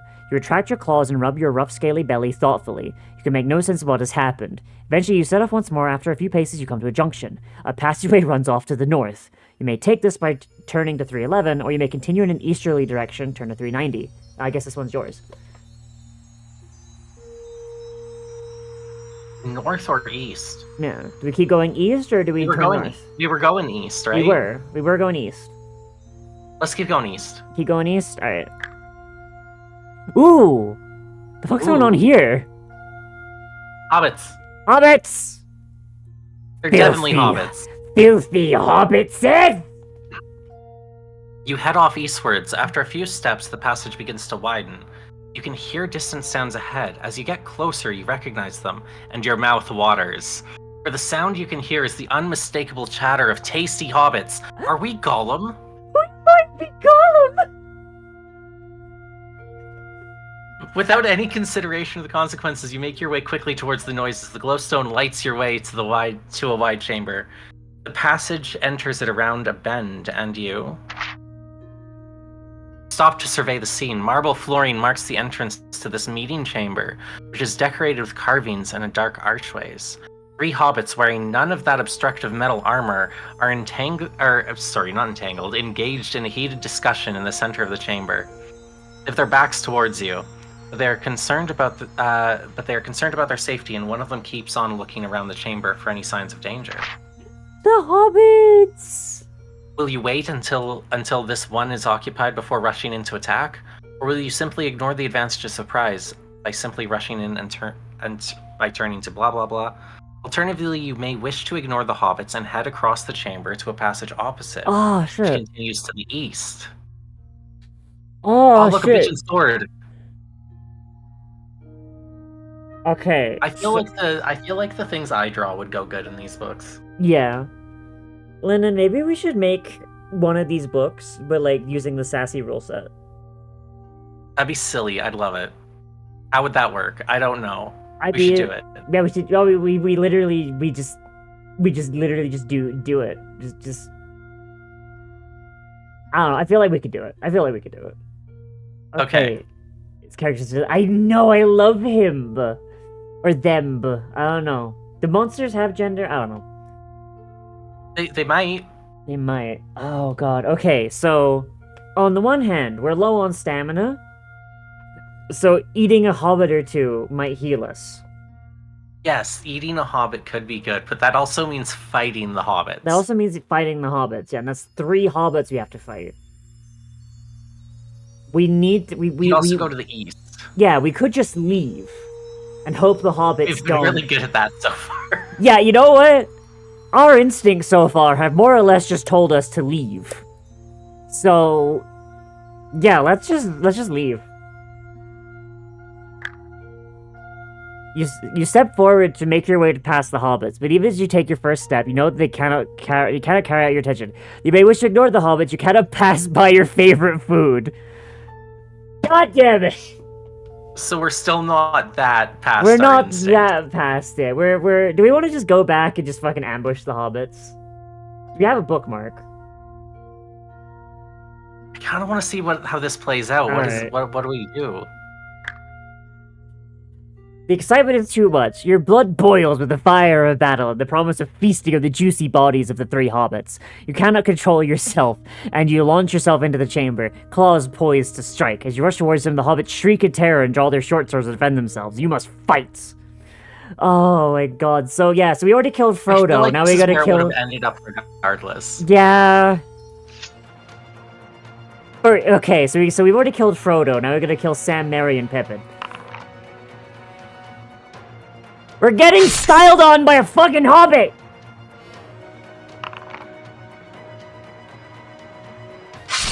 Oh my god.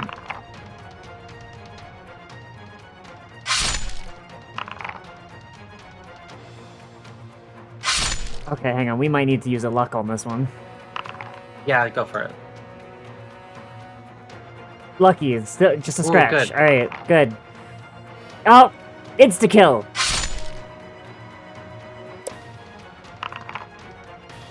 You've defeated first hobbit. Now we need the second. Okay, hobbit. now for Merry.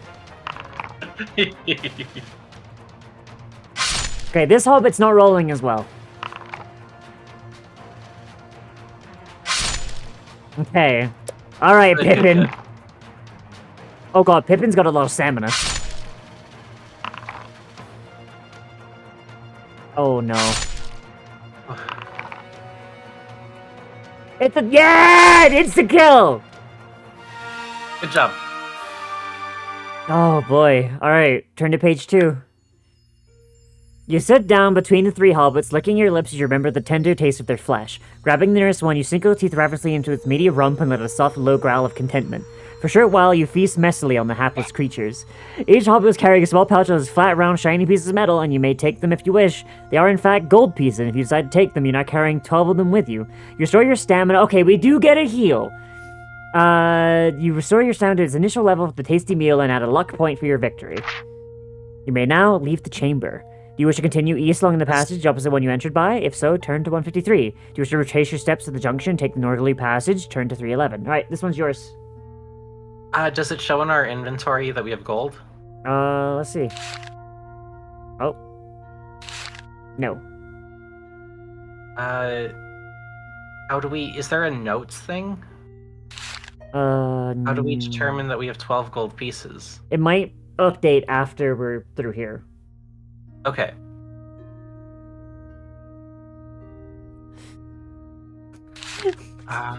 Where?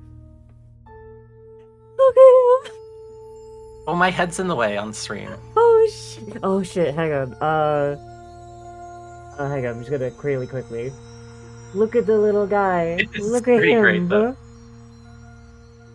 All right. Okay. Where are we going, Lyndon? This one's yours. Should we go back? Or yeah, we can go back, or we can keep going the way we're going. Just go straight line. Well, we left a lot of gold around. Yeah, but we're going back to the but it's making us take the northern passageway. Either way, these are new areas. Yeah. Okay, fine. Let's go east. Right, just keep going east. Alright, this one's yours. The easterly passage leads you down a slight incline and along a narrow route, which is cold and wet underfoot.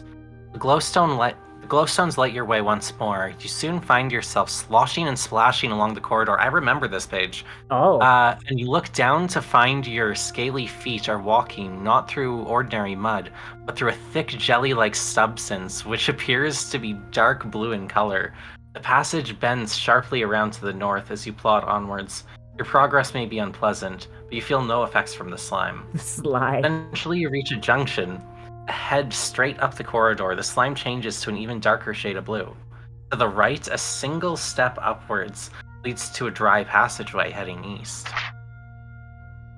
If you wish to continue heading north, turn to 232. If you want to step out of the slime and head east, turn to 84. So going to the dry passageway goes east. Or we can keep going down the slime. I think going into like the deeper slime might be a bad idea. Do you concur? Hey, it's up to you. I like going east.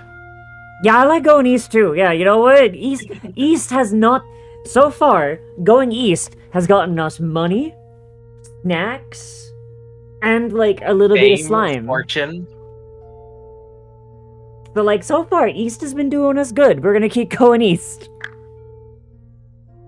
Though particularly rocky underfoot, the passage is part preferably with this cold, muddy slime. A short distance along the corridor, you come to a door which is firmly closed. Although its timbers do not look too strong, a quick shove from your elbow has no effect. From a slight gap in both underneath the door and in timber foundations, you see a flashing light coming from within the room. The flashing is irregular and it's accompanied by no sound. Do you smash the door to investigate, or would you prefer to return to the main passageway and head through the slime instead? No, let's keep going. We already chose against slime. Smash the door? Smash the door. Smash the door! The door's... Oh, wait, this one's... Oh, yeah. The door splinters and you stumble forward into a dark room. As your eyes try to become accustomed to the darkness, you hear a high-pitched clicking noise coming from one corner. An instant later, the same sound is coming from another corner. But now your eyes are just about used to the low light, and you can make out two shapes, outlined in blue. One is the door by which you entered, lit by glowstones. The other is the rough shape of another door to the north, in the north wall. The lights around both of these doors is fading. You wish to step over the north door before the lights fade, or would you prefer to investigate the clicking sounds? Oh god. I feel like there's like a fucking... I'm gonna just... Real quickly, because like, if we die, like, that's bad. I think that this is a trap. And I want to investigate the noises or the lights? Are they? Which one do you mean is a trap? The clicking sound. Like, okay, I feel like if we just run across the other door, we're gonna get, like, hit by, like, a fucking trap or something. Because there was, like, a light in here, and then we smash a door down, and now it's dark. Right? Yeah, now the doors are lit. Yeah, so, like, I feel like if we just kind of, like, bolt across, we're gonna, like, catch, like, a fucking flamethrower to the face or something, right? I'm worried that if we don't bolt across, we're gonna catch a flamethrower to the face. I think we investigate the clicking sounds and hope we're smart enough to be able to disarm whatever the problem is. See, my assumption was that okay, it's your choice. No, I want to hear your reasoning because like this might be a die. My assumption is that if it's already clicking, it's already set off. Oh, you're right. I mean, we have a bookmark, so like. Yeah. As you move across the door, your clicking sound seems to dart away from you and travel to the far side of the room. Your sharp claws slide from your fingertips, and you're ready to attack whatever's on the other side of the door. Something must have activated the glowstones. You grasp the handle, yank the door open, and peer around. But in the passage which you find yourself is empty. It heads on northwards and widens out at a bend where it turns to the east. You follow it slowly until you reach the bend, the glowstones lighting your way. Then you stop dead in your tracks. The ground ahead of you, in the center of the bend, is a dark area which seems to be shimmering in the blue light. Perhaps it's a pool of liquid, perhaps some sort of dark metallic substance. You may investigate if you wish by turning to 455. If you prefer to skirt the dark circle, turn to 164. Investigate, for sure. I wanna check something out this time. Okay. You retract your claws as you retract your claws so you may feel the strange shape with your fingertips, and you step up close to it. But as you bend down to touch the dark circle, it moves much more swiftly than you ever could. In an instant, it has expanded to engulf the very ground on which you're standing. You suddenly find that you're standing not on solid rock, but on nothing. Down you fall through the void until the journey becomes too much for you. You pass out in the blackness and will never know the gruesome fate which awaits you in the depths of the Blackmouth floor trap. A sentient hole. I got us killed. You got us killed. Use the last bookmark. Use the last bookmark. Alright. Okay. So never investigate anything. No. You don't need to yeah, know no, about no. anything Investigating ever. was a bad idea. Alright. Okay, so we're just gonna go around it? That's the only other option. Okay. This is you again. Okay. You creep cautiously and somewhat clumsily around the outside wall, keeping well out of the way of the black circle. It continues to shimmer mysteriously as you edge around it, but nothing happens. When you have passed it, the passageway narrows again to a moderate size and heads due east. Hell yeah, east! Hooray! Let's go! Follow it until you reach another bend, this time to the north, But this passageway is quite short and ends at a wooden door. Hope it turns east. When you listen at the door, you hear voices, either 2 or 3 different ones. The conversation rises and falls in pitch as if the creatures or humans were locked in a long discussion. This is your only way onwards. Will you try the door and attempt to creep slowly into the room? Or will you attempt to surprise whatever is inside by charging into the room with claws drawn? Okay, so these things are talking, which means they're probably somewhat intelligent. So long as they're not hobbits, I think we might be fine. Maybe we can have a conversation with them this time. Yeah, maybe we can talk. Maybe we can talk now, we don't know. Like, that elf queef did something to us. Yeah. You carefully try the door. It creaks on its hinges but opens easily, allowing you into the room. You're ready for the creatures inside and hope to surprise them. But when you enter, it is you who are surprised at what you see. What do we see? The room is roughly circular, with doors on the north, south, and west walls. What about the east? Around the walls, in between the doors, are dark arches, a total of 6, which are large enough for you to enter, but from your position it is impossible to know how deep they are. The voice you heard earlier stopped as your entrance had surprised whoever, or whatever, was talking. There's no sign of any living creature in the room. You step into the center and you're startled when the door slams shut behind you. You must now decide what to do.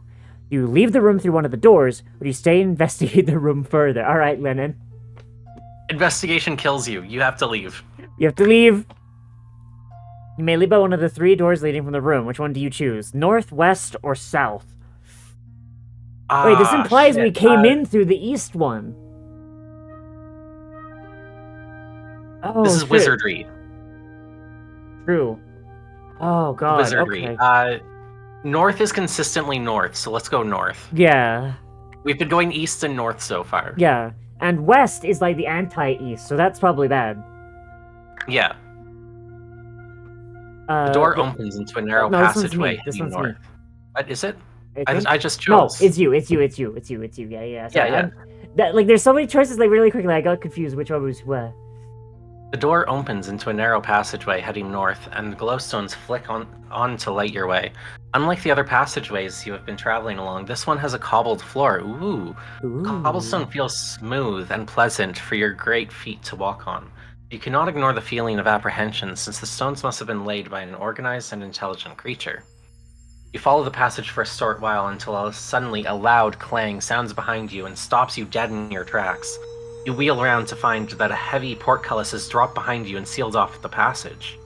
You step back to test it, but the bars are much too strong for you to smash or even bend. You have no choice. You turn around and continue north up the corridor. A little further ahead, you reach a crossroads. The glowstones light up three ways onwards. You cannot see very far down the passages. Will you continue northwards? East. Try the passage to the east. East. Try the passage to the west. Let's go east, baby! The passage continues east and you finally pass under 2 carved archways where you finally find yourself in a small circular room with no apparent way onwards. While you're considering what to do, you feel a slight shift in the ground beneath your feet. Almost as if you had pressed some invisible switch, your surroundings have now changed. Let's go! East never lets us down, baby! Frantically, you look around to find the tunnel by which you entered, but it has disappeared. There is now no way out of the room. A rumbling noise from beneath the floor is followed by a fierce roaring, but this is not the roaring of a creature. Oh, wait, East might have killed us. Shit, hang on a second. Smoke seeps through the walls. You begin to sweat as the temperature increases. The room becoming an oven by which you are beginning to roast. As the temperature becomes unbearable, you search around for any means of escape. Are you wearing a pair of yellow metal bracelets? Oh no! We're dead. Stagger around the walls of the room, desperately searching for a way out of the growing furnace, but it is hopeless. The air is now so hot that you cannot breathe without scorching your lungs. Consciousness fades, you're finally roasting the tremendous heat of the furnace trap. Ah!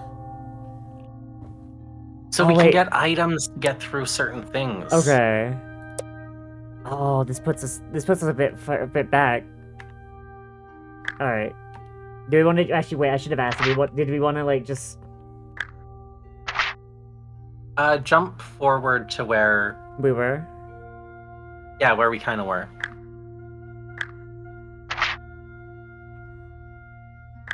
Okay, so we want to just go north again. This is the 3 doors. This was the... Yeah. Okay. This time is where we went east. Yeah. Okay, so... Let's put a bookmark here. Yeah. Do we want to go north? Oh, it's my one. This is my one. Sorry, so we'll go... Yeah. You follow the passage to the north until you reach a junction. To the left, you can see that the passage soon reaches a dead end. The ledge at the end of the large... Wait. But on a ledge in the end wall is a large orb of clear stone. To the right, you can see that the passage disappears around the bend heading northwards.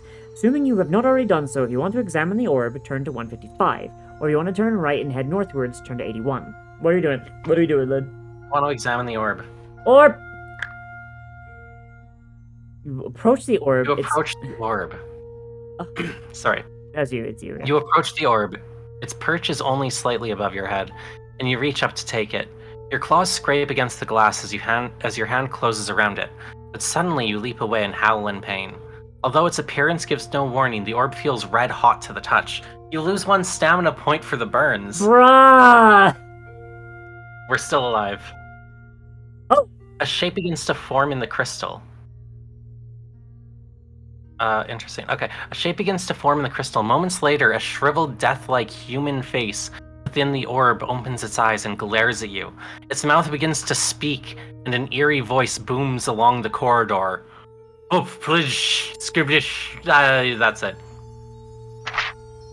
What will you do now? I've given up on reading lots of that. What will you do now? Do you wish to wait and see if the face in the orb does next? Will you leave it and take the other branch of the passage? Alternatively, you could return to the crossroads and go west. You may instead decide to head east. I think we've been down page 50 east before. Yeah.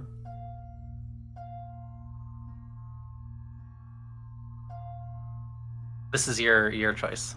Oh, is it? Yeah, sure. Kind of want to see what the orb does next. By all means. I think I'm gonna ponder the orb. Ponder the orb. The face swirls within the murky mist inside the orb and wait to see what happened next. Gradually, the face reforms. This time it looks larger than before, and the sightless eyes begin to glow like red-hot coals. Suddenly, a small fireball shoots from one eye straight towards you. You jump to avoid it, but it catches your scaly leg below the knee, makes you howl in pain. The second eye releases his fireball. This one hits you on the muscular arm just above the elbow. You lose 4 stamina? If you still live, you may leave. Owie. The passage turns to the left, and you follow it in some time until you feel that perhaps this corridor has no end. Oh, God. Eventually, it's a particularly dark area straight ahead. Will you go investigate, or will you rather turn around and go back? Do you want to investigate, or do you want to go back?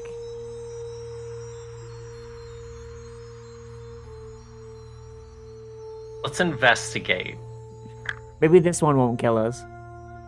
You find yourself at a dead end, there's no way through. Dead end. You have to retrace your steps. Ah. I'm not going east. Not going east? Yeah. We're going west? I guess we have to go west at this point. Find yourself at a dead end. The light is dim and you're difficult to see, and you grope around for a possible way onwards. You're becoming frustrated. No way of continuing down the passage. You turn around and return to the crossroads. So you continue north or you continue east. It really wants us to go east. Doesn't east kill us? I don't know. Let's go east. Damn it! Yeah. Yeah. So don't go east to page 50. But like every other way is a dead end. I feel like that might just be a death spiral of that one. Well, did we go north? We did, I think. Try 443. We haven't been to 443. No, this is the orb. The orb, okay. Turn right. Well, we didn't. Okay, hang on. We can go to page 81. I think we've gone to page 81. Yeah, let's try that. North. Okay, it's a dead end. Yeah. Yeah, our only option is page 50. Oh, God. Yeah, no, okay, so... Oh, what? Hang on. Did I... Oh. Wrong one. Okay. Okay, so... Northwards is not working. Let's try west. I'm like frustrated. West is also a dead end. Oh, no.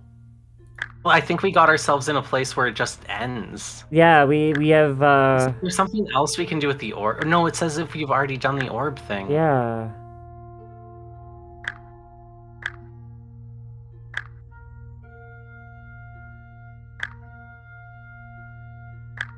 What if you go back after going forward? Is that something different? I don't think so. Let's go back to the Investigate the clicking sound. Yeah. That's the other option. You turn towards the corner where you last heard the clicking noise and then heard a deep growl. As you step into the corner, the clicking starts again. Soon it becomes quite frantic. To your complete astonishment, the sound darts across the room in front of you and heads from the opposite corner. As you're virtually in the corner and there's no room for anything of any size to pass you, you realize whoever's making the noise must be very small. Your head turns to the other corner. The pitch of the noise has increased and there seem to be 2, if not 3, distinct creatures clicking away. Your curiosity has been aroused and you step towards the corner. Only then do you appreciate the danger you've been facing. The flashes of light coming from behind the door you enter were emanating from a small group of blinding beetles. These large insects have power to extremely bright flashes of light which are powerful enough to blind all but the magically protected creatures. Your harassment has finally angered them to their flashpoint. 3 intense bursts of light explode before your eyes, followed by complete blackness. The blinding beetles' attack has been effective. You have now lost your sight. You rub your eyes with scaly hands, try to wipe away the blackness. There's nothing you can do. In desperation, you bellow pitifully and stumble around the room as if there was some way out of the sightless world which is now yours. Grope along the wall, you come across the door, give it a yank, feel open, and flash of air hits you. Roll 1 We're blind! You rolled a 6. This does seem like the way out of the trap we were in. Yeah. Although we are blind now. It's fine. We'll get back. We'll figure it out. We'll get LASIK. Yeah, you step through the door and reach out to feel what sort of place you're in now. Your scales brush against rocky walls, and it seems you are in a passageway. You step forward, steadying yourself against the wall, and shuffle along the passage. A snort of contempt comes from your nostrils in anger at your predicament. Your pace quickens as your anger builds until suddenly you trip. You spit out the foul taste of a mouthful of jelly-like slime in which you have fallen head first, and you raise yourself to your feet and lean against the wall. Something's not quite right. Sharp pain comes from your belly and grips, and you grip yourself with a grunt of pain. Okay. Minutes later, you're writhing in agony on the floor, thrashing around in the slime. Your thrashings are causing the poisonous slime to fly all around you, and you cannot help but catch more globs of the deadly substance in your maw. There's no escape from this lingering... We tripped and died in poison? We tripped and died in poison slime. Is there literally no... Like, did we just make a wrong choice somewhere? Like, it's impossible to get out of? Alright, hang on. We'll just... maybe we try a different door.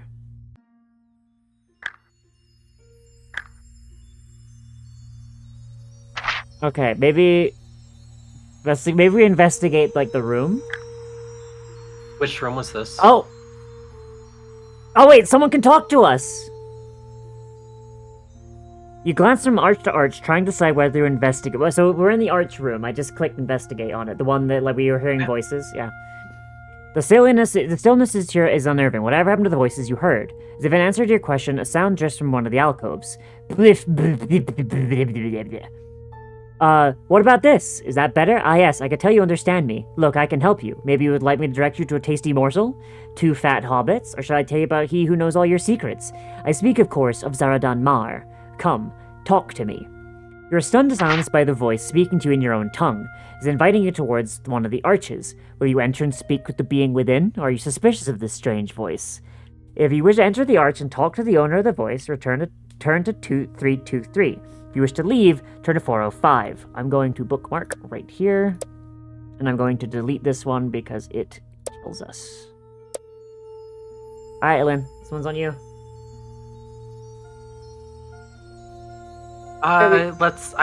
This is the most progress we've had in a while. This is the only person who could talk to us so far, so... Yeah, we should go talk to them. Oh, there's just a guy over there. Just a dude. Oh. You're intrigued by the voice. Sorry, oh, forgot. Is it me? Yeah, no, it's you, It's yeah. Me.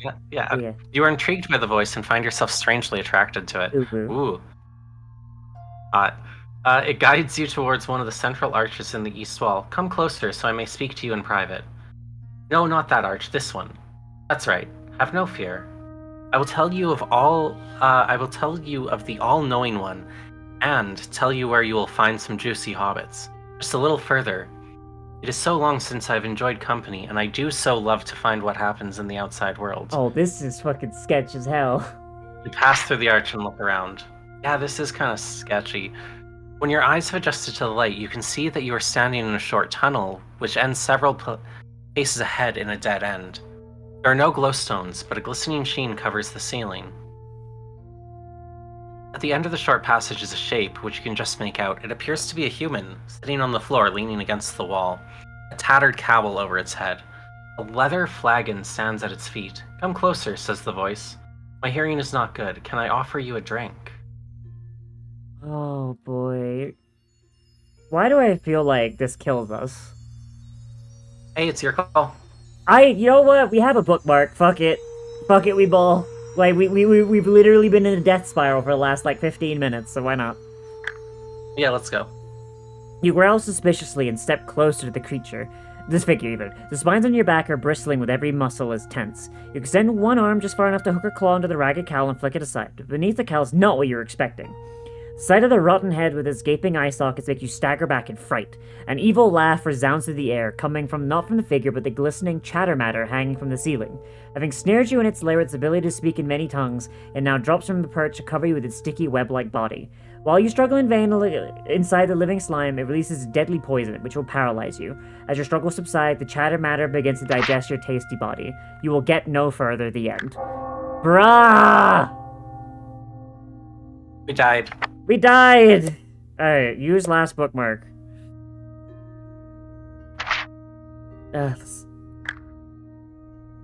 Okay, we leave through... Okay, which one... Okay, so we took the north before. Bookmark.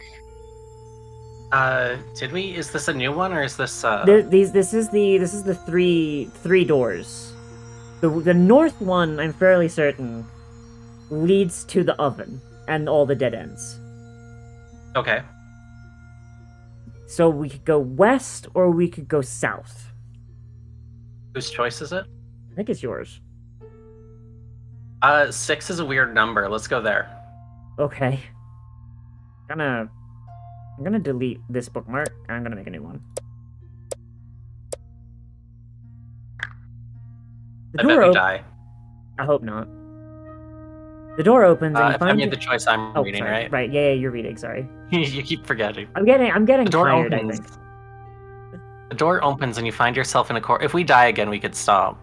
Yeah, I mean, we're almost, we've got another 40 minutes before we usually hit our you and me's endpoint. Okay, Because I know you usually only go for 3 hours. Yeah. Yeah. The door opens and you find yourself in a corridor which heads south for a few paces and then turns to the west. Your claws extend themselves ready for a sudden encounter, but you follow the passageway around the corner. Did I say but? No, it's just you. Eventually you reach a point where the passage turns back southwards, but something on the rocky floor in front of you has attracted your attention. In the elbow of the bend is a large black circle which seems to shimmer. God damn it! Not again! Perhaps a pool of liquid or maybe some dark metallic substance. As you are considering this, you hear a noise behind you, which may have been a quiet footstep. Is someone following you? It's another fucking sentient pit. Now you must decide what to do. Investigate the shape or walk around it. I mean, the shape is the pit. Like, we've been here before. We assume so, yeah. We doubled fucking back on ourselves somehow. Unless it's a different pit. Might be. What?!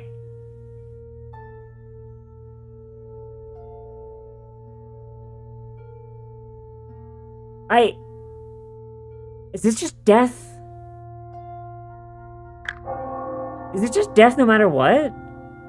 I don't know. Is there a way to win this book? There has to be. Hang on. Let's go. 6. Investigate the shape. Yeah. It just kills you no matter what. Okay, so if there is a way out, it has to be in the one we didn't take.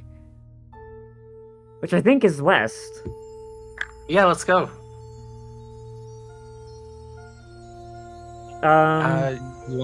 Who's doing this one? I've lost track. I'll do this one.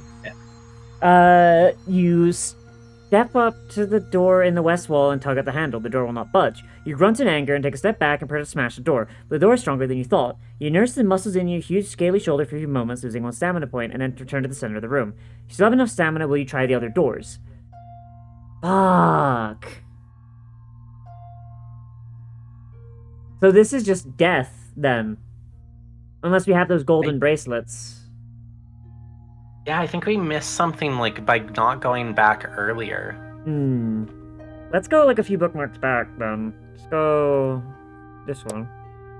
Yeah, so this is the Hobbits. Oh, yeah, what if we fuck up the Hobbits? Maybe they have something cool. Yeah. I mean, we did fuck the Hobbits. Yeah, but there is the turn with the goo. Maybe going through the goo without being blind? Because we were blind and we went through the goo.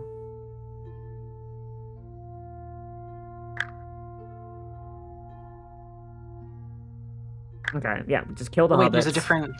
Yeah, there's a different way to... No, that's the same thing. It does end up being the same thing, yeah. Here we go. Let's fucking Jesus! Double crit, let's go!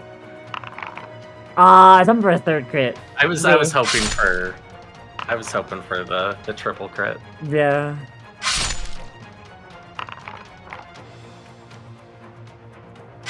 That would have been so cool, though.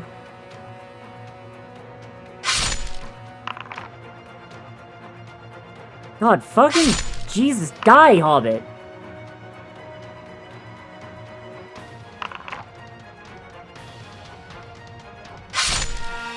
Okay, and then we eat the Hobbit. Okay.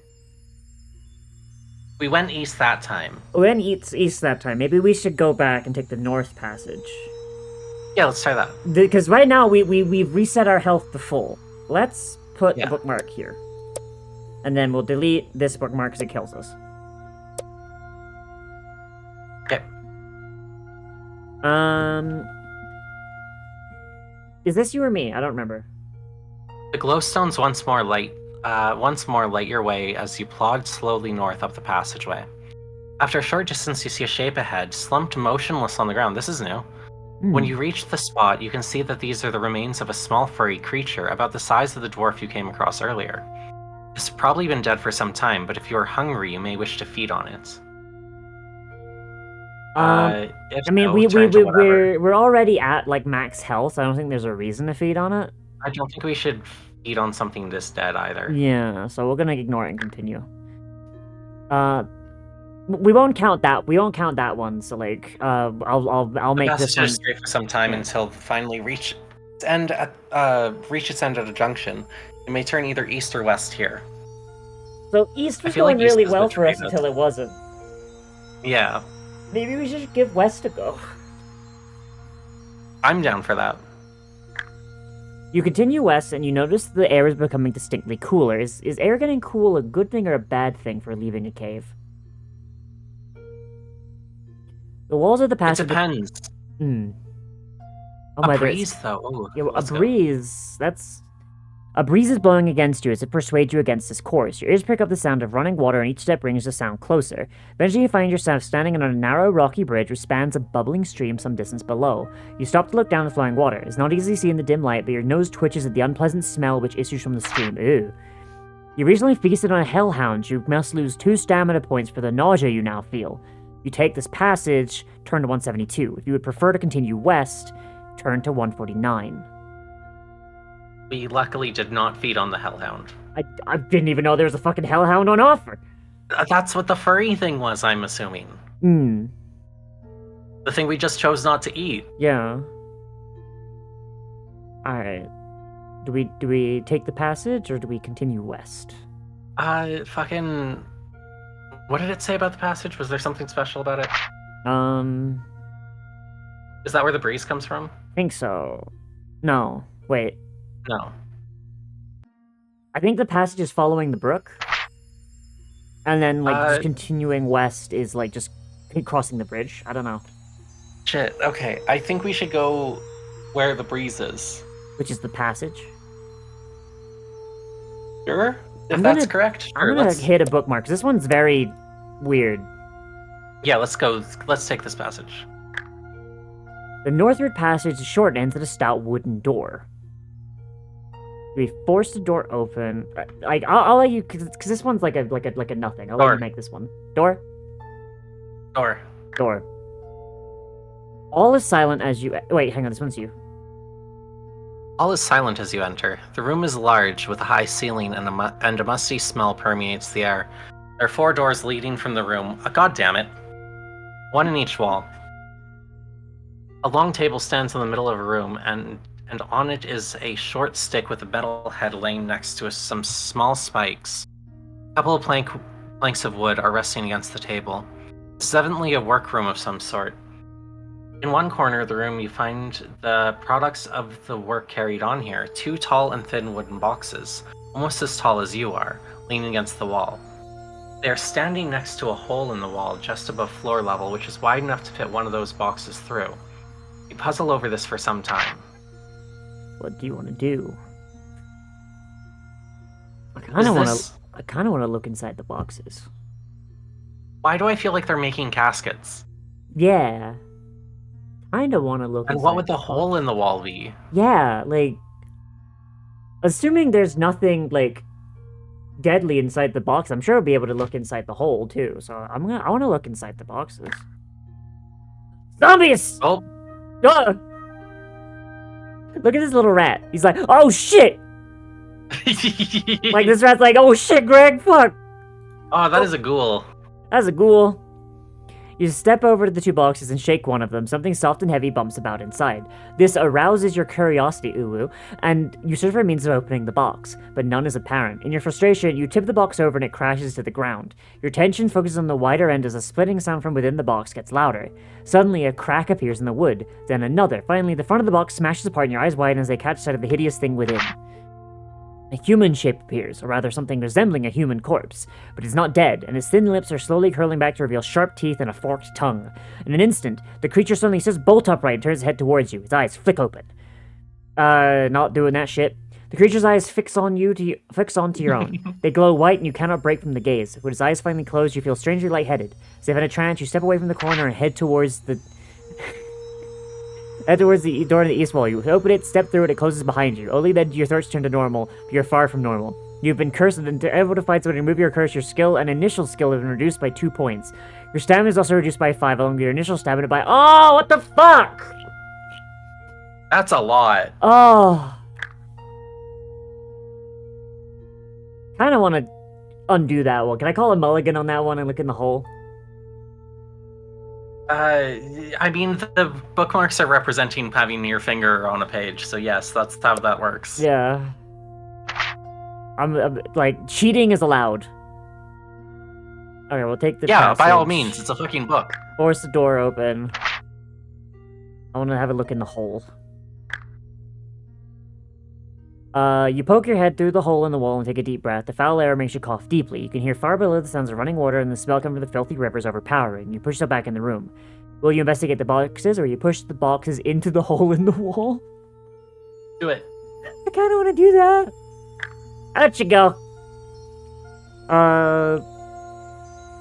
You pick up the first box. It's quite heavy, and something soft and bulky bumps around inside. You fit the end of the box into the hole in the wall and shove. The box slides down what seems to be a long chute and finally splashes into the water below. You pick up the other box and do the same. You may now leave the room. You may now leave the room. No reason to do that. Just fuck those guys. Alright. Just a very meta action. Just like, nah, fuck these guys. Fuck these guys. Whose choice is this? Is this your choice? I think this is your choice. It's you. Oh, is it me? Ah, fuck. Well, we've been going west. Try west. You tug at the door at the end, opens a real storeroom of some kind, with shelves lining the walls. There's nothing on the shelves and seems to be no way through. You peer in the cupboard, a creaking sound startles you. You swing around as the door in the east slowly opening. Glowstones in the passage outside flick on to light your way. You cannot resist his invitation and leave through the east door. Oh my god. Going east again. Even when we're trying to avoid going east. The passage leads east. A short distance ahead, you arrive at the rocky bridge across a deep chasm. Far below, you hear the slosh of a slow-moving river, and you look up to the edge of the bridge to get a better look. Oh my god, it's again! This is the only way on. The bridge is narrow and wet from the moisture in the air. No doubt slippery, too. Nevertheless, you have no choice. You hold your breath and step onto the bridge. Halfway across, you lose your footing on the slippery bridge. Test your luck. Hey! We're lucky! Good job. Okay. You regain your footing and hurry across the bridge to the other side. Shaken by your near accident, you continue until you arrive at the side passage on the right. You do not like the look of the side passage, so you continue eastwards. You follow the passage Can I just eastward. say something? What? Imagine a D&D campaign or another TTRPG where you're just going along and your DM's just like, there's two passages, one's to the west, one's to the east, and you're like, I'm going west, and he's just like, no, that shit sucks. You're going east. Like what? You follow the passage eastwards, peering ahead as the glow. I mean, okay, at the very least, I'm not mad at it because it's fun. No, it is. It's just very silly. As the glowstones flick on to light your way. Eventually, you arrive at two doors and you listen for any clues of what may be beyond. No noise comes from beyond the door in the north wall, but there are definite sounds coming from behind the door in the east wall. A heavy breathing is unmistakable and is interrupted by loud snorts. This sounds ominous. Alright, Lennon, this one's yours. Fuck it. Let's go east again. East is our new plan again. Again! New plan, same as the old plan. Lennon, I swear to God, if we wind up in that goddamn fucking chatter slime room again. The door oh my god, the game's stopping us from going east for once. The door shutters under your charge, but does not open. You lose one stamina point. If you still live, you may try again. You can die to a door. Oh, The fuck? I hope Wait, that's yo. not me. Where your pants gone? Where your Is this pants? our creature? I hope this isn't I our creature. don't think it is. You try again, and this No, time it the looks bolt like a is. different Oh guy. wait, hang on. This one's you. This one's you still, I think. You try again, and this time the bolt is torn from the frame.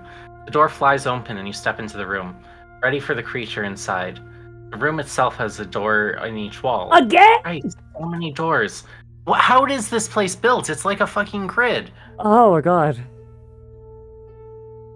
Scattered around one corner is an untidy pile of bones. In another corner is a half-eaten human carcass. Standing over the carcass, and evidently annoyed that its meal is being disturbed, is a bulky creature with a hairy face, razor-sharp teeth and wild eyes. As you enter, it turns to attack. You must resolve your battle with the manic beast. Time to fight.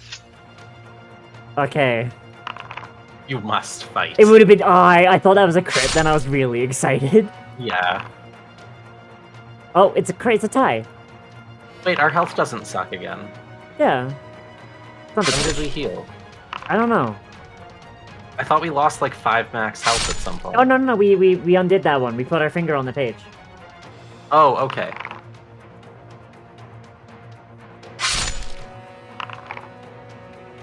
Oh, we're getting so close to the crit every time, and it's just like, it's blue balling me, oh my god. If you defeat the Manic Beast, return to 209.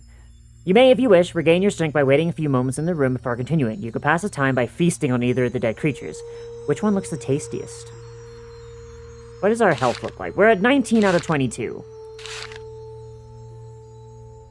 I don't think we should eat a carcass. That seems like a bad plan. But there is the Manic Beast, who is fresh. No, we should eat the Manic Beast. That seems pretty cool. You want to eat the Manic Beast? Yeah, let's fuck him up. I'm gonna just save just in case, because fucking... Dared to attack us. The Manic Beast's meat is a little bitter for your liking, provides a satisfying meal. You get 4 stamina points. Oh yeah. You leave the room through a door in the east wall. The door opens to a dingy corridor, which is quite short and ends at a wooden door. When you listen to the door, you can hear a conversation rising and falling in pitch as 2 or 3 creatures... Oh god, we're back here again! This is where our instincts told us to fuck off. Remember? Yeah? Yeah. The only way onwards, where you try the door and attempt to creep slowly into the room, or you attempt to surprise whatever's inside by charging into the room with claws drawn.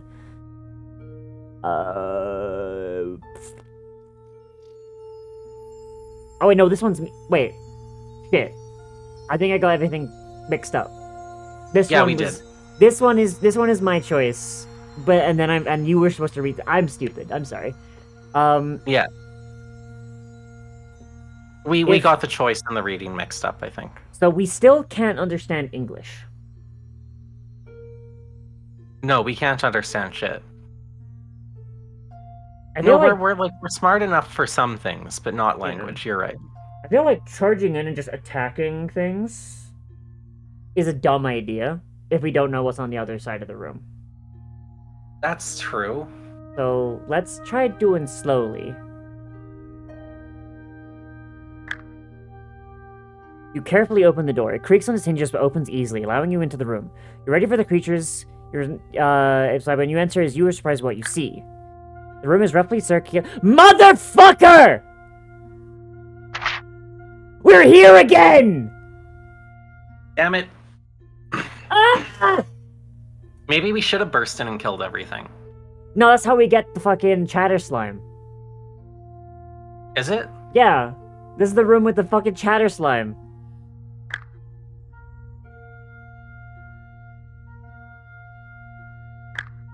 Yeah. Yeah, everything here is just inevitable death.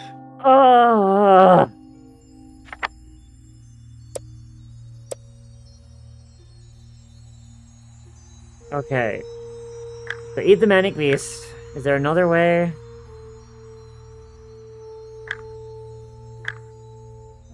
Yeah, both options Yeah. take you the same place.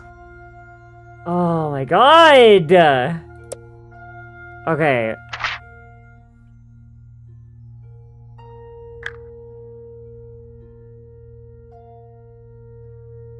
Okay, new thing.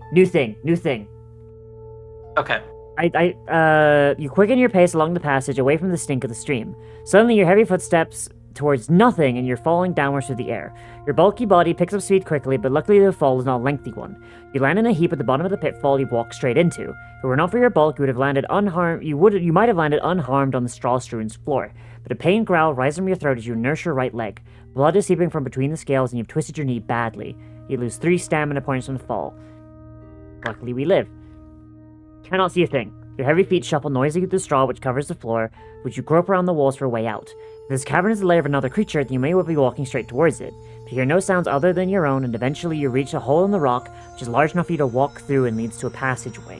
You continue slowly along the passage, still groping your way, but you stop when a blue light flicks on in front of you. The welcome hue of a glowstone makes you blink and turn away until your eyes become accustomed to the light. When you're finally able to take in your surroundings, you find you are at the juncture which you may travel to the east by turning to 61, you may travel to the west by turning 309. Okay, 309 looks like a familiar choice. does, but so does 61. I don't remember seeing 61. Do you want to go 61? Yeah. You turn Turn east. east and follow the Nope, passage. yeah, You sorry. pass under a narrow archway and find yourself in an open room, which is well lit by torches fixed high on the walls. You look around for a way onwards, but the only passage leading from the room is the one you arrived along. The room is bare except for a small pile of what looks like black cloth laying against one of the walls. Do we want to investigate? This is your choice. Oh yeah, I think I'm going to investigate, even though investigate, because like we're like we need items apparently. So like if we don't investigate, we're not going to get the items. Yeah. Oh god, what's going on over here? Somebody said, is that us murdering somebody? We don't use knives, so No, but look, there's two faces. yeah. You wander around the room, but there's nothing particularly remarkable about it. You stop by a pile of cloth and bend down to pick it up, but to your alarm, it springs in the air and disappears. Astonished at this strange occurrence, you look around the room for signs of the cloth. The flickering shadows make your search more difficult. In the end, you shake your head and ignore the incident. Hi, Cadalbog. You begin to move up towards the archway when you suddenly feel a sharp stabbing pain in your back. You spin around, roaring loudly to face your attacker. There's no one there, but drops of dark liquid rolling off your back and dripping onto the floor confirm you've certainly been injured. You lose 2 stamina. As you search around and try to spot your attacker, you get your first warning of the phantom you're facing. Your shadow shifts against the wall, and as it does so, reveals another shadow, trying to remain concealed within your own. A spindly arm rises above your shadow with a sharp knife clutched in its hand. You leap to one side as the arm descends. The knife catches your shadow's arm as you jump away, and your blood seeps from between the scales of your arm. You lose 2 more stamina points. You're still alive, but choose what to do. You attempt to fight the deadly shadow stalker you're facing? If so, turn to 34. You want to grab the torches? Turn to 379. If we're to flee from the area, turn to 242. Alright, Lynn. Are we shadowboxing, or what are we doing? I think it would be funny if we tried to fight it with our own shadow. Yeah? But I don't think that we would do that, so I feel like torches might be a better weapon against this thing. Okay. I'm gonna bookmark give me just torches. I'm gonna bookmark just in case. This thing's fucking mean. It is. You reach over the torch on the wall beside you, but just out of your reach. Meanwhile, the Shadow Stalker is once more poised for an attack and only shifting sideways quickly to avoid a fatal blow. So that the plunging knife grazes your Shadow's leg and you lose 1 more stamina point. If you have enough stamina, what will you do? You now try and fight the creature? Will you offer a gesture of peace? Perhaps you choose to flee as quickly as possible by turning 242, or do you just fucking die? I should have read, and this should have been your choice. No. Yeah. Alright. That's okay. I'm gonna say we fight it. Do you think we could? Okay. Yeah. I mean, do you want to try peace? I'm curious, but we could fight it. Fuck it, let's try a gesture of peace. Yeah, you fucking just die. You just die. The evil spirit has no comprehension of truth and knows only that it must bring death to any living thing it encounters. This is the way of the Shadow Stalker. This is the way of the Shadow Stalker. Okay, I'm gonna try and kill it. Yeah, go for it. Once more, the Shadow Stalker raises his knife and plunges into your shadow. Again, you leap aside, but this time a blow grazes your chest. You lose 2 more stamina. Try anticipating where the creature will be and slashing with your claws, but your blow cuts through nothing but thin air. Shadow Stalker does not even try to avoid you. Again, you slash ineffectually, and this time the creature plunges his knife into your shadow's back. Pain shoots through your body and you lose 3 stamina. You still live, you decide what to do. Oh my god. Okay, we just gotta run. Yeah. In a state of panic, you lumber towards the door as quickly as you're able. The Shadow Stalker, however, is quicker as knife finds your back as you flee. You lose another 3 stamina points. If you still live, you lunge forwards towards the archway. When you reach the archway, your 2 shadows separate. Shadow Stalker becomes faint as the light fades. In the light of the glowstones, you hardly cast a shadow at all, and it seems to worry the creature. It slips back along the wall into the room and settles back on the floor. You blink and look again. The creature's now a pile of black cloth. You turn to leave the room, still not certain what's happened. Eventually, you reach the junction and continue westwards. God damn it. The passage continues west, then turns sharply to the right. Alright, Lynn, your turn. Fuck. North? Question mark? You want to go north? Yeah. Passage runs straight ahead until you reach a junction where you may continue north by returning 144, you may turn east by 204, you can return to the previous junction and turn west. No, let's go back. Let's go to west.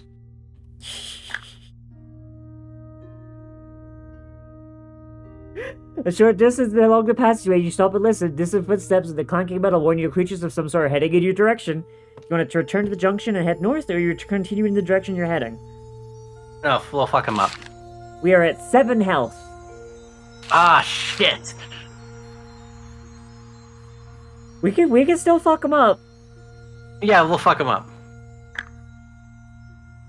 The footsteps and clanking. Footsteps are clanking and getting louder. Yeah, the footsteps are clanking and getting. The footsteps and clanking get louder and louder. You feel your anger rising, and your lips curl back to bare your teeth. Suddenly, the footsteps stop, and you hear hissing noises. They've heard you approach. The passage is rough and twisting, and you are straining to see any signs of them ahead. You step nearer and nearer, and they are doing likewise. Finally, you reach a length of straight passageway, and you can see in the dull light of a glowstone. And picked out in the light are 2 human faces. Evidently, they can see you too, as their reaction is similar. You stare at each other for a few moments. They hold their ground. Okay. Do we attack, or do we wait to see what they do? I'm gonna say that we give peace a chance. Because we do not have the we do not have the health to fight. Yeah. They seem reluctant to advance towards you. Your size and your angry star must be daunting to them. They mumble something to each other and turn around. They decided to leave you and are retracing their steps. Their glowstone goes out and you lose sight of them. You may now continue safely. Hey! Love wins! You wander off north along a main passageway and soon reach a junction. Which way are we going, Lynn? Ah, shit. I've seen 204 before. I don't trust it. Okay, you wanna go north? 144, let's go.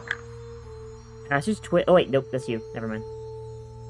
The passage twists and turns until it leads you into a wide cavern. You pause to survey the way ahead. There are no creatures to be seen, and all is still except for a dull humming which is forming an almost unnoticeable background noise. The wall to the left is riddled with large holes like a huge honeycomb, and many of the holes are lit with a yellow glow. In the center of the cavern, a few steps off the path, is what seems to be a small pool of shimmering liquid. Motherfucker!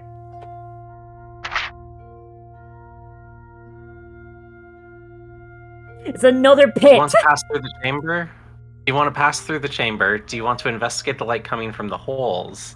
Alternatively, will you have a look at the pool of shimmering liquid instead? So the pool is another hole. I know that for sure. Kinda want to investigate the holes. Light holes, let's go. Bees! Bees! You leave the path and clamber up over the rocks to get a look at the nearest hole. It's just out of your reach, and you must hoist yourself up to be able to peer into it. As your head comes up to the level of the hole and a glow splashes across your eyes, the caused light itself reveals itself and gives you such a fright that you lose your grip and tumble down the path.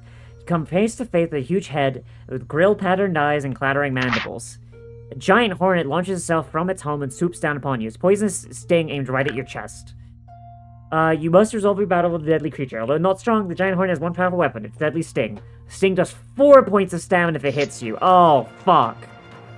This thing can kill us in 2. Yikes.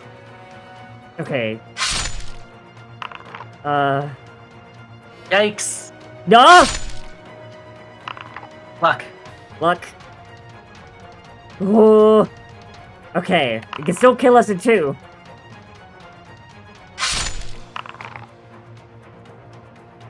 Oh no! You've overcome. Shit. Fuck! We got killed. I was hoping we could get luck on that last one. Okay, so we're not gonna do the hole. You take the path carefully through the cavern to avoid any danger. The path leads out through a narrow archway until it passes. You follow east until you reach a junction. East, let's go! You decide to choose the eastern passage, and you follow with a sharp bend to the right. Almost immediately after the bend, you find yourself at the foot of a staircase, and you climb the stairs carefully. Then a corridor, straight ahead to southwards till it reaches a T-junction. Which way will you turn? So many fucking junctions. So many junctions. Hang on, there is a map here. Fucking... Oh my god. Oh, hell yeah. Oh my god. Wow, this is great. We can actually, just follow, the path we took, and, Oh, and it actually saves, where death is. We can actually,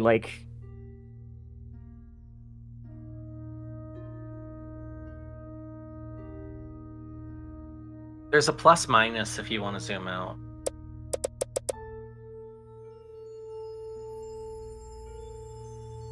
Yeah, we've Fucking missed a whole the Arches arm of room! adventure. We need to stay the fuck away from this room. I never Voices want to go door, here wooden again. door. Okay. So the Manic Beast and the Voices door are the cues that we're at the wrong place. If we take a turn and we wind and like every time I'm gonna just periodically check the map, and if we're ever too close to this fucking room, I'm just gonna say no. We are turning away. I'm assuming. Does this go like? Is this actually like properly like northeast south? I don't think it is. I think it only shows where we've died. Like it only shows the adventures we've done. Yeah, it does. This isn't the whole map, but yeah, but like is the north, south, east, and west like fucking? I don't think it's accurate. Oh shit. Okay, so we gotta be careful if we wind up down here again. Oh boy. All right. I think I was too loud because Chris just came in and closed my door. I love you, Chris. I love you. He's ignoring me. All right. Whose turn is it? It doesn't matter. Okay. We have to. Okay, so I think it's your turn because I picked the hole. West. West. West. West. After a few paces, the passage begins to wind irregularly in a generally westerly direction. No. You follow it for some time, and then it turns south. You arrive at the top of a flight of stairs, but decide against going back down to the lower levels. There is another passage leading east here, and you decide to take this route. Because you know what's southwest? You follow the passage to the... Oh, wait, no, it's still you. You follow the passage to the east, and you find yourself wandering down a long, straight passage. After some time, you arrive at a crossroads and must choose which way to turn. As you are considering your choice, you are startled when all the glowstones you are relying on to light your way go out simultaneously. You are now stranded in the pitch blackness. Oh, boy. Where will you go?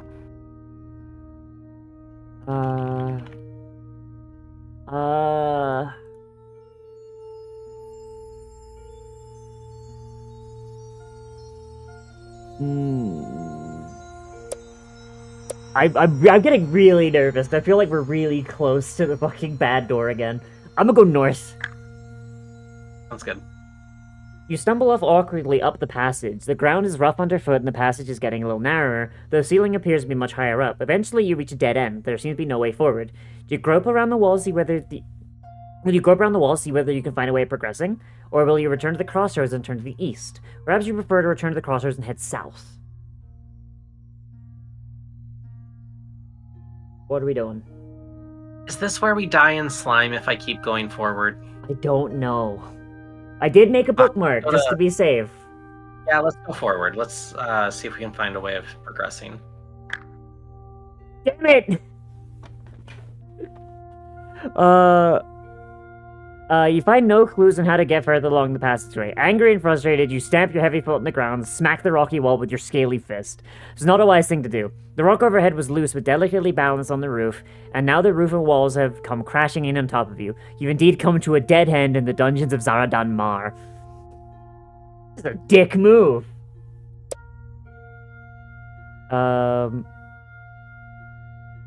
Pick north, right? Okay. Do you want to pick a different one, Lennon? Maybe we go east? Let's try east, sure. East has never let us down. Another You dead cannot end! see it as it. You cannot see a thing as you grope your way along the passage. Scaly hands comb the walls for signs of an entrance to any other way onwards, but in vain. You will have to return to the crossroads and either take either of the other two passages, north or south. Let's try north? Oh my god. stumble off awkwardly up the passage. The ground is rough underfoot. Didn't we get this one We before? did, yeah. Okay, so east is bad. Maybe let's try south. No. Is this not what we just did? Check the map. Is it a fucking circle? Dead end, dead end.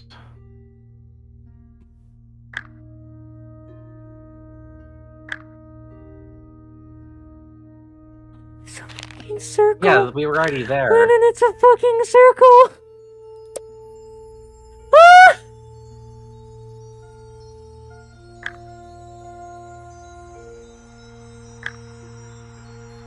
What if they just didn't know how to end the book and there's not actually What if there's no solution?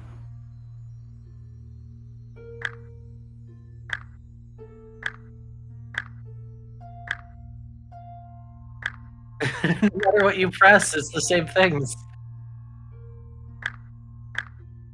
Oh my god. It's just a big circle. Oh my Lennon, god, it's actually... Lennon, it's a circle. Okay, you have to go back then. You have to choose go back at every point. Ah!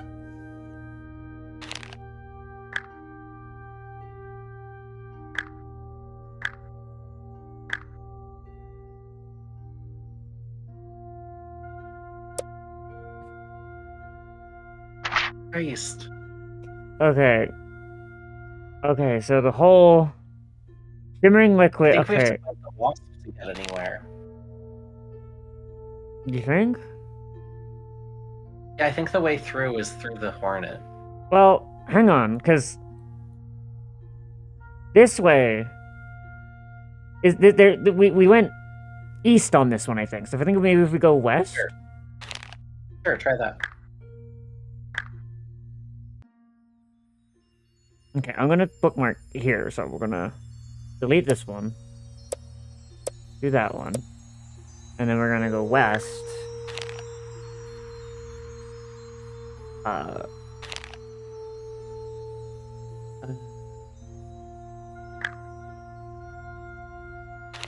God damn it! Oh wait, no, we picked west Okay, last time. We picked west last time. Yeah, We fucked up. I realized that. Okay, so we'll go east. Okay. The rocky corridor continues some time and then turns sharply southwards. Ahead of you, at the end of the passage, a sturdy wooden door. Left of you is another door. Do we try the door on the left, or do we try the door on the straight ahead? A bit. Ah, shit. Fuck ass. 15. Page first one. Okay. All is silent as you God damn enter. it! God damn it! We're back here again! Ah! Yeah, it's the workroom. We're at the goddamn coffin room. Okay, okay, we'll go east, and we'll just try the door straight. We'll try the door on our left. What? The, okay, Something okay, new thing. As soon as you enter the room, blood orcs. As soon as you enter the room, 2 blood orcs, warty creatures with powerful jaws and piercing teeth, get up from a table and grab their swords. A voice is coming from behind them, and you look up to see an elderly human with dirty robes and a long white beard groping the air in front of him and calling out, Usapich, the words. The blood orcs are now upon you, ready to attack. What is our? Oh god. Is this or the wasps? No. Oh no! Oh no! Oh no! Why is our health so low?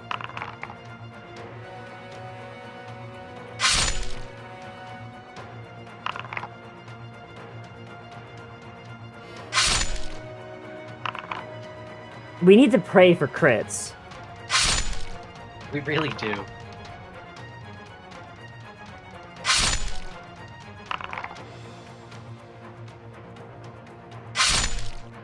You can lock on a fight, yeah. Yeah. Okay. Killed him. Alright. 1 down. We need to pray for a fucking crit. Oh!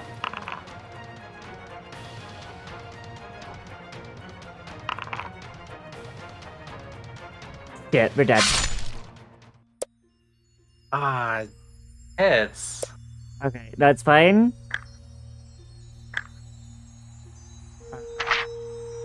Oh, god damn it, we wound up in the fucking... Ah! Okay, door on the left, the orcs. Okay, we're just gonna save scum it. We're just gonna save scum it, and we're gonna just fish for crits. Okay, go for it. Damn it! They knew I would try it. Insta-kill. Hell yeah.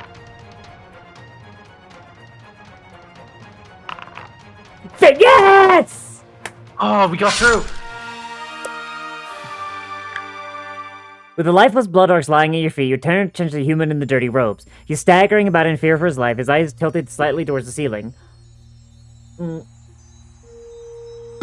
What do you wish to do with this creature? Ignore him and feast on the meat of the blood orcs, or you slay him quickly to stop the noise? 420 for sure feasting on blood orcs if that's the page number. I'm gonna save right here because like there's no way we're getting that fucking lucky again.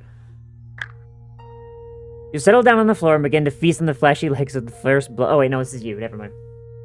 You settle down on the floor and begin to feast on the fleshy legs of the first blood orc. The taste is not pleasant, but you are hungry. The bearded human continues to stumble around the room, talking in an excited tone. Eventually, he comes close to you and trips over the body of the other blood orc. His hand scrapes against your hulking back, and he shivers when he feels the scales and spines. He rises to his knee and begins to feel your neck and head. What? You're somewhat bemused. What? Like, man's just like watch his buddies get killed, and he's just like. I think he was a prisoner. I think he also might be blind. Hmm. You are somewhat bemused by this and allow him to continue, but when his fingers rub across your mouth and feel your sharp fangs, he cannot contain himself anymore. Before he can even utter a scream, he faints and slumps to the ground beside you. You finish your meal, gaining 4 stamina points. Hell yeah, and leave the room. What happened? What do you mean? The guy freaked out and fainted. You turn south outside the door and head down the next door. There's no way onwards. You open the door. Okay, this is still you. All is silent as you enter. The room is large with a high ceiling and a musty smell. A musty smell permeates the air. There are 4 doors leading from the room, one in each wall. A long table stands in the middle of the room, and on it is a short stick with a metal head laying next to some small spikes. God damn it! We're in this room again.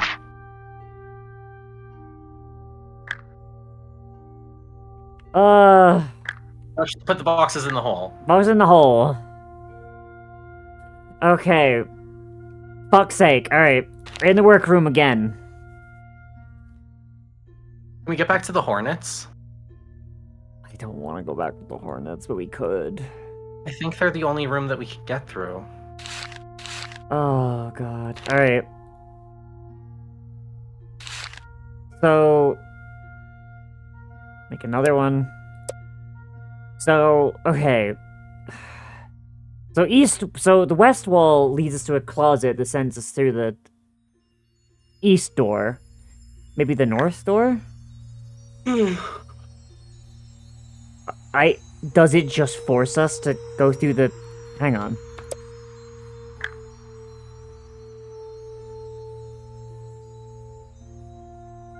It just forces us to go through the east door no matter what. Yeah, even west?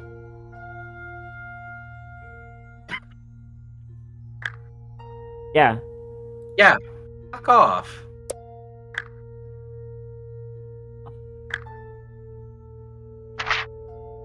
Okay, so that's one thing I hate about a thing like this is like the illusion of choice to bulk content. Yeah.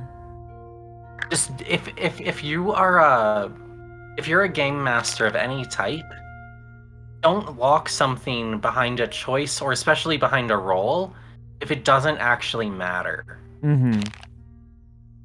Okay, so this part can... Like in campaign, you literally wouldn't be like, oh, you have 2 rooms to go in. Yeah, there's nothing in this one. No, okay. Literally, there's nothing. So we have somewhere else. So this can potentially lead back to the goddamn fucking Arches room.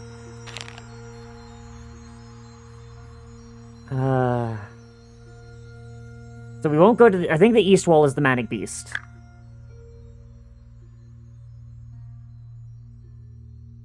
Need to try and break the door. Fuck.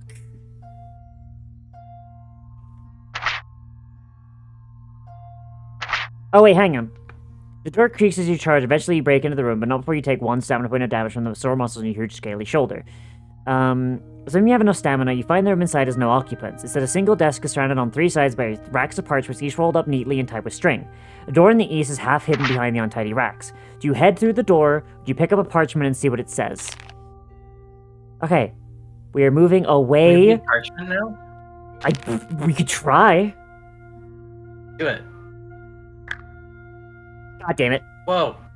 The rolls of parchment are meaningless to you. You step up to the desk and grab one which is open, but as you touch it, a loud noise startles you. You wheel around and your eyes widen to see a hideous beast taking shape in the corner, materializing out of thin air.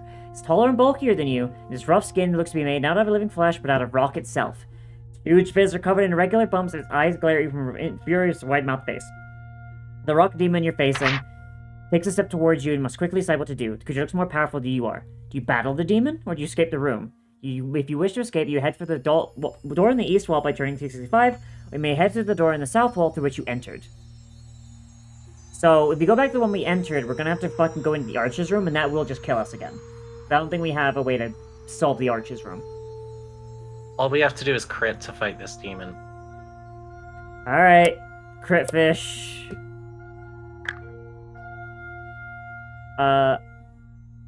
What? As the... Huh? I think this is you. Oh yeah. This is you. As the demon advances, you stand your ground and prepare to attack. When it is almost upon you, you swing your fist into its chest. Your fist passes right through.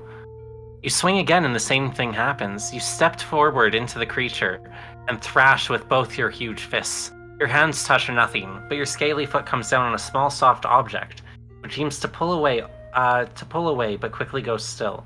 As this happens, a huge shape of the rock demon fades. You lift your foot to reveal a dead mouse, upon which the illusion spell had been cast. Jesus Christ.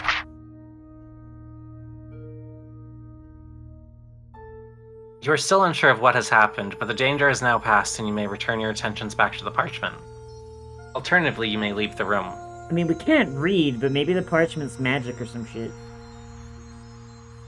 That's what I was hoping for. Once more, you pick up the parchment and stare at it. The writing is not neat, but you can just about make out the following message. Damn, you decide to leave. South wall is where we came in, so let's go through the east wall, yeah? Sure. I'll let you have the next, I'll let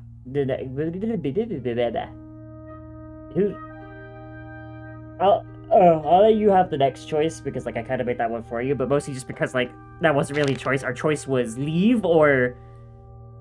Yeah. The door opens into a straight passage leading east, which you follow until you reach a dead end. You growl in frustration, as if your voice acted as some kind of trigger. You hear a click and a sliding sound. Parts of the rock face slides inside, there is another passage running north and south. You step through the secret doorway cautiously, wary of a trap. When you're through, the door grinds shut again. At the same time, there's another sound, which seems to come from above you. Just in time, you look up to see a heavy portcullis dropping from the roof towards you. You fling yourself forward, not an instant too soon. A heavy clang sounds behind you as the portcullis hits the ground. You escape death by inches.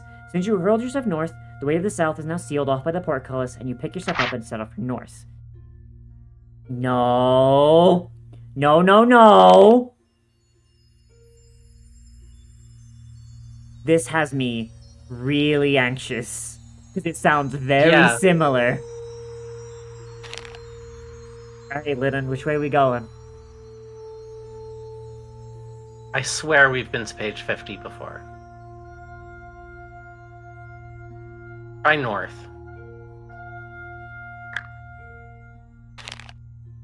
Motherfucker, the orb! No!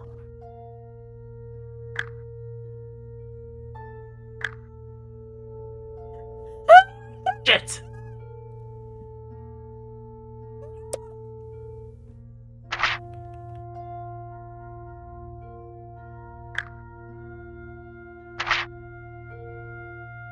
Okay, hang on. Okay, 50. Is 50 the heat room? There has to be more! Please! What? There's gotta be like one. You are becoming frustrated. Yeah, I am, Gabe. It's gotta be the Hornet room. I bet the glowing thing in the Hornet nest are those armbands we need to get through the Maybe. heat room. Liv, Yeah. my friend. All we need is a crit. No, what? Maybe that's also true, but my friend, maybe we should call it for the day. I'm finding the Hornet room. Okay, We're killing the Hornet. you found the Hornet. I found the Hornet. It's like we just need to kill it, Lennon. Wait, did this take us back to before we fought the other guys? Yes. Oh, okay. Yes! Good job. What if it's just instant death on the other side of the Hornet? If you defeat the Hornet, you better leave the chamber quickly. Oh, there's nothing even there. No! You take breath carefully through the cavern, avoid any danger, passing up through a narrow archway to pass following we pass southwards. Better not be archways. Been here! No!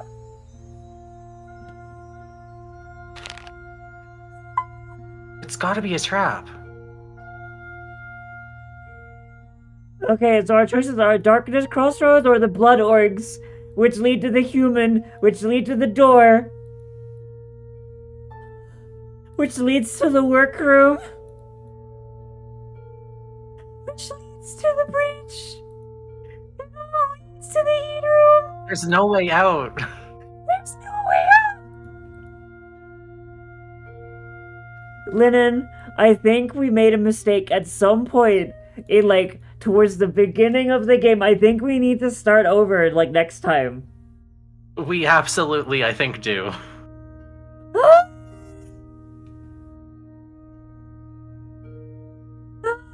You know what?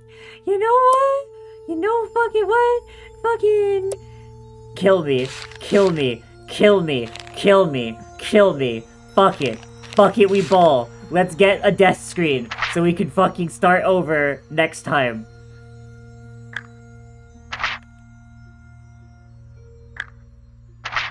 We don't have the we have to have the bracelets. We need it wherever the fuck these bracelets are. Yeah. Exactly.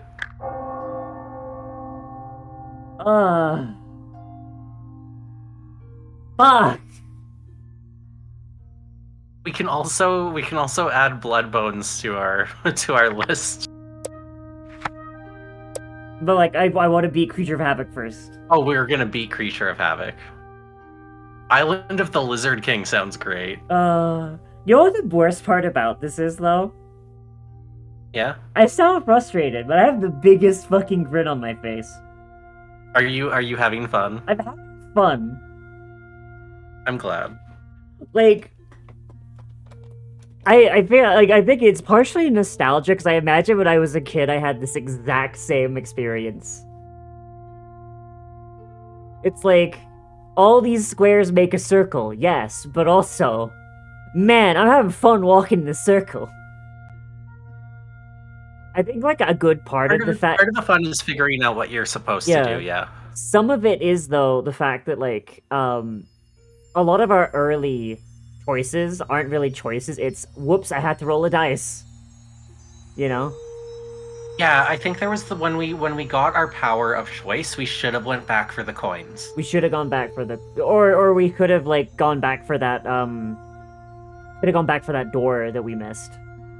That's what I mean, just anywhere in that backward direction. Yeah. I think that's where we misled ourselves. Yeah. It was still fun though, and now we know for next time. We doing this next Monday?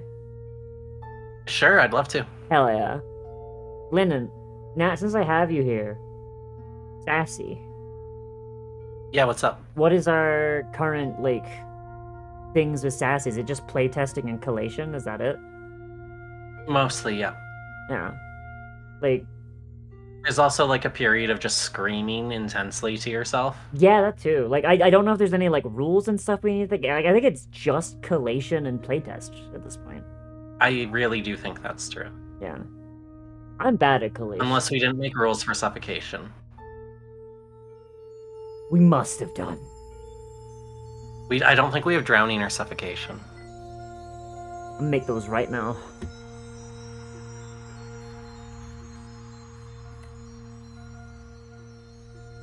Hang on. E10 minus endurance. Oh my god, we don't have suffocation! Okay, hang on. It'd be under, like, effects. Okay, effects. Suffocation. When you are submerged... merged in water without... when you are... You know what? No. When you are unable to breathe, because we could have, like, someone who's, like, a fish and, like, reverse drowning. When you're unable you have endurance minutes to breathe without breathing? Yeah. You have... And then you take damage. An amount of time equal to your... equal to endurance divided by 2 minutes. Holding your breath for 10 minutes, that's fucking insane. Yeah, sure. You have an amount of time equal to endurance divided by 2 minutes. 1 round is equal to, like, let's say 5 seconds. Or it should be 6 seconds. Sure. Ah, fuck. Yeah, that means 10. That means 10 rounds is 1 minute. Yeah. Equals 6 seconds. Unless for some reason we can't legally do that because of D&D. I don't think that's a...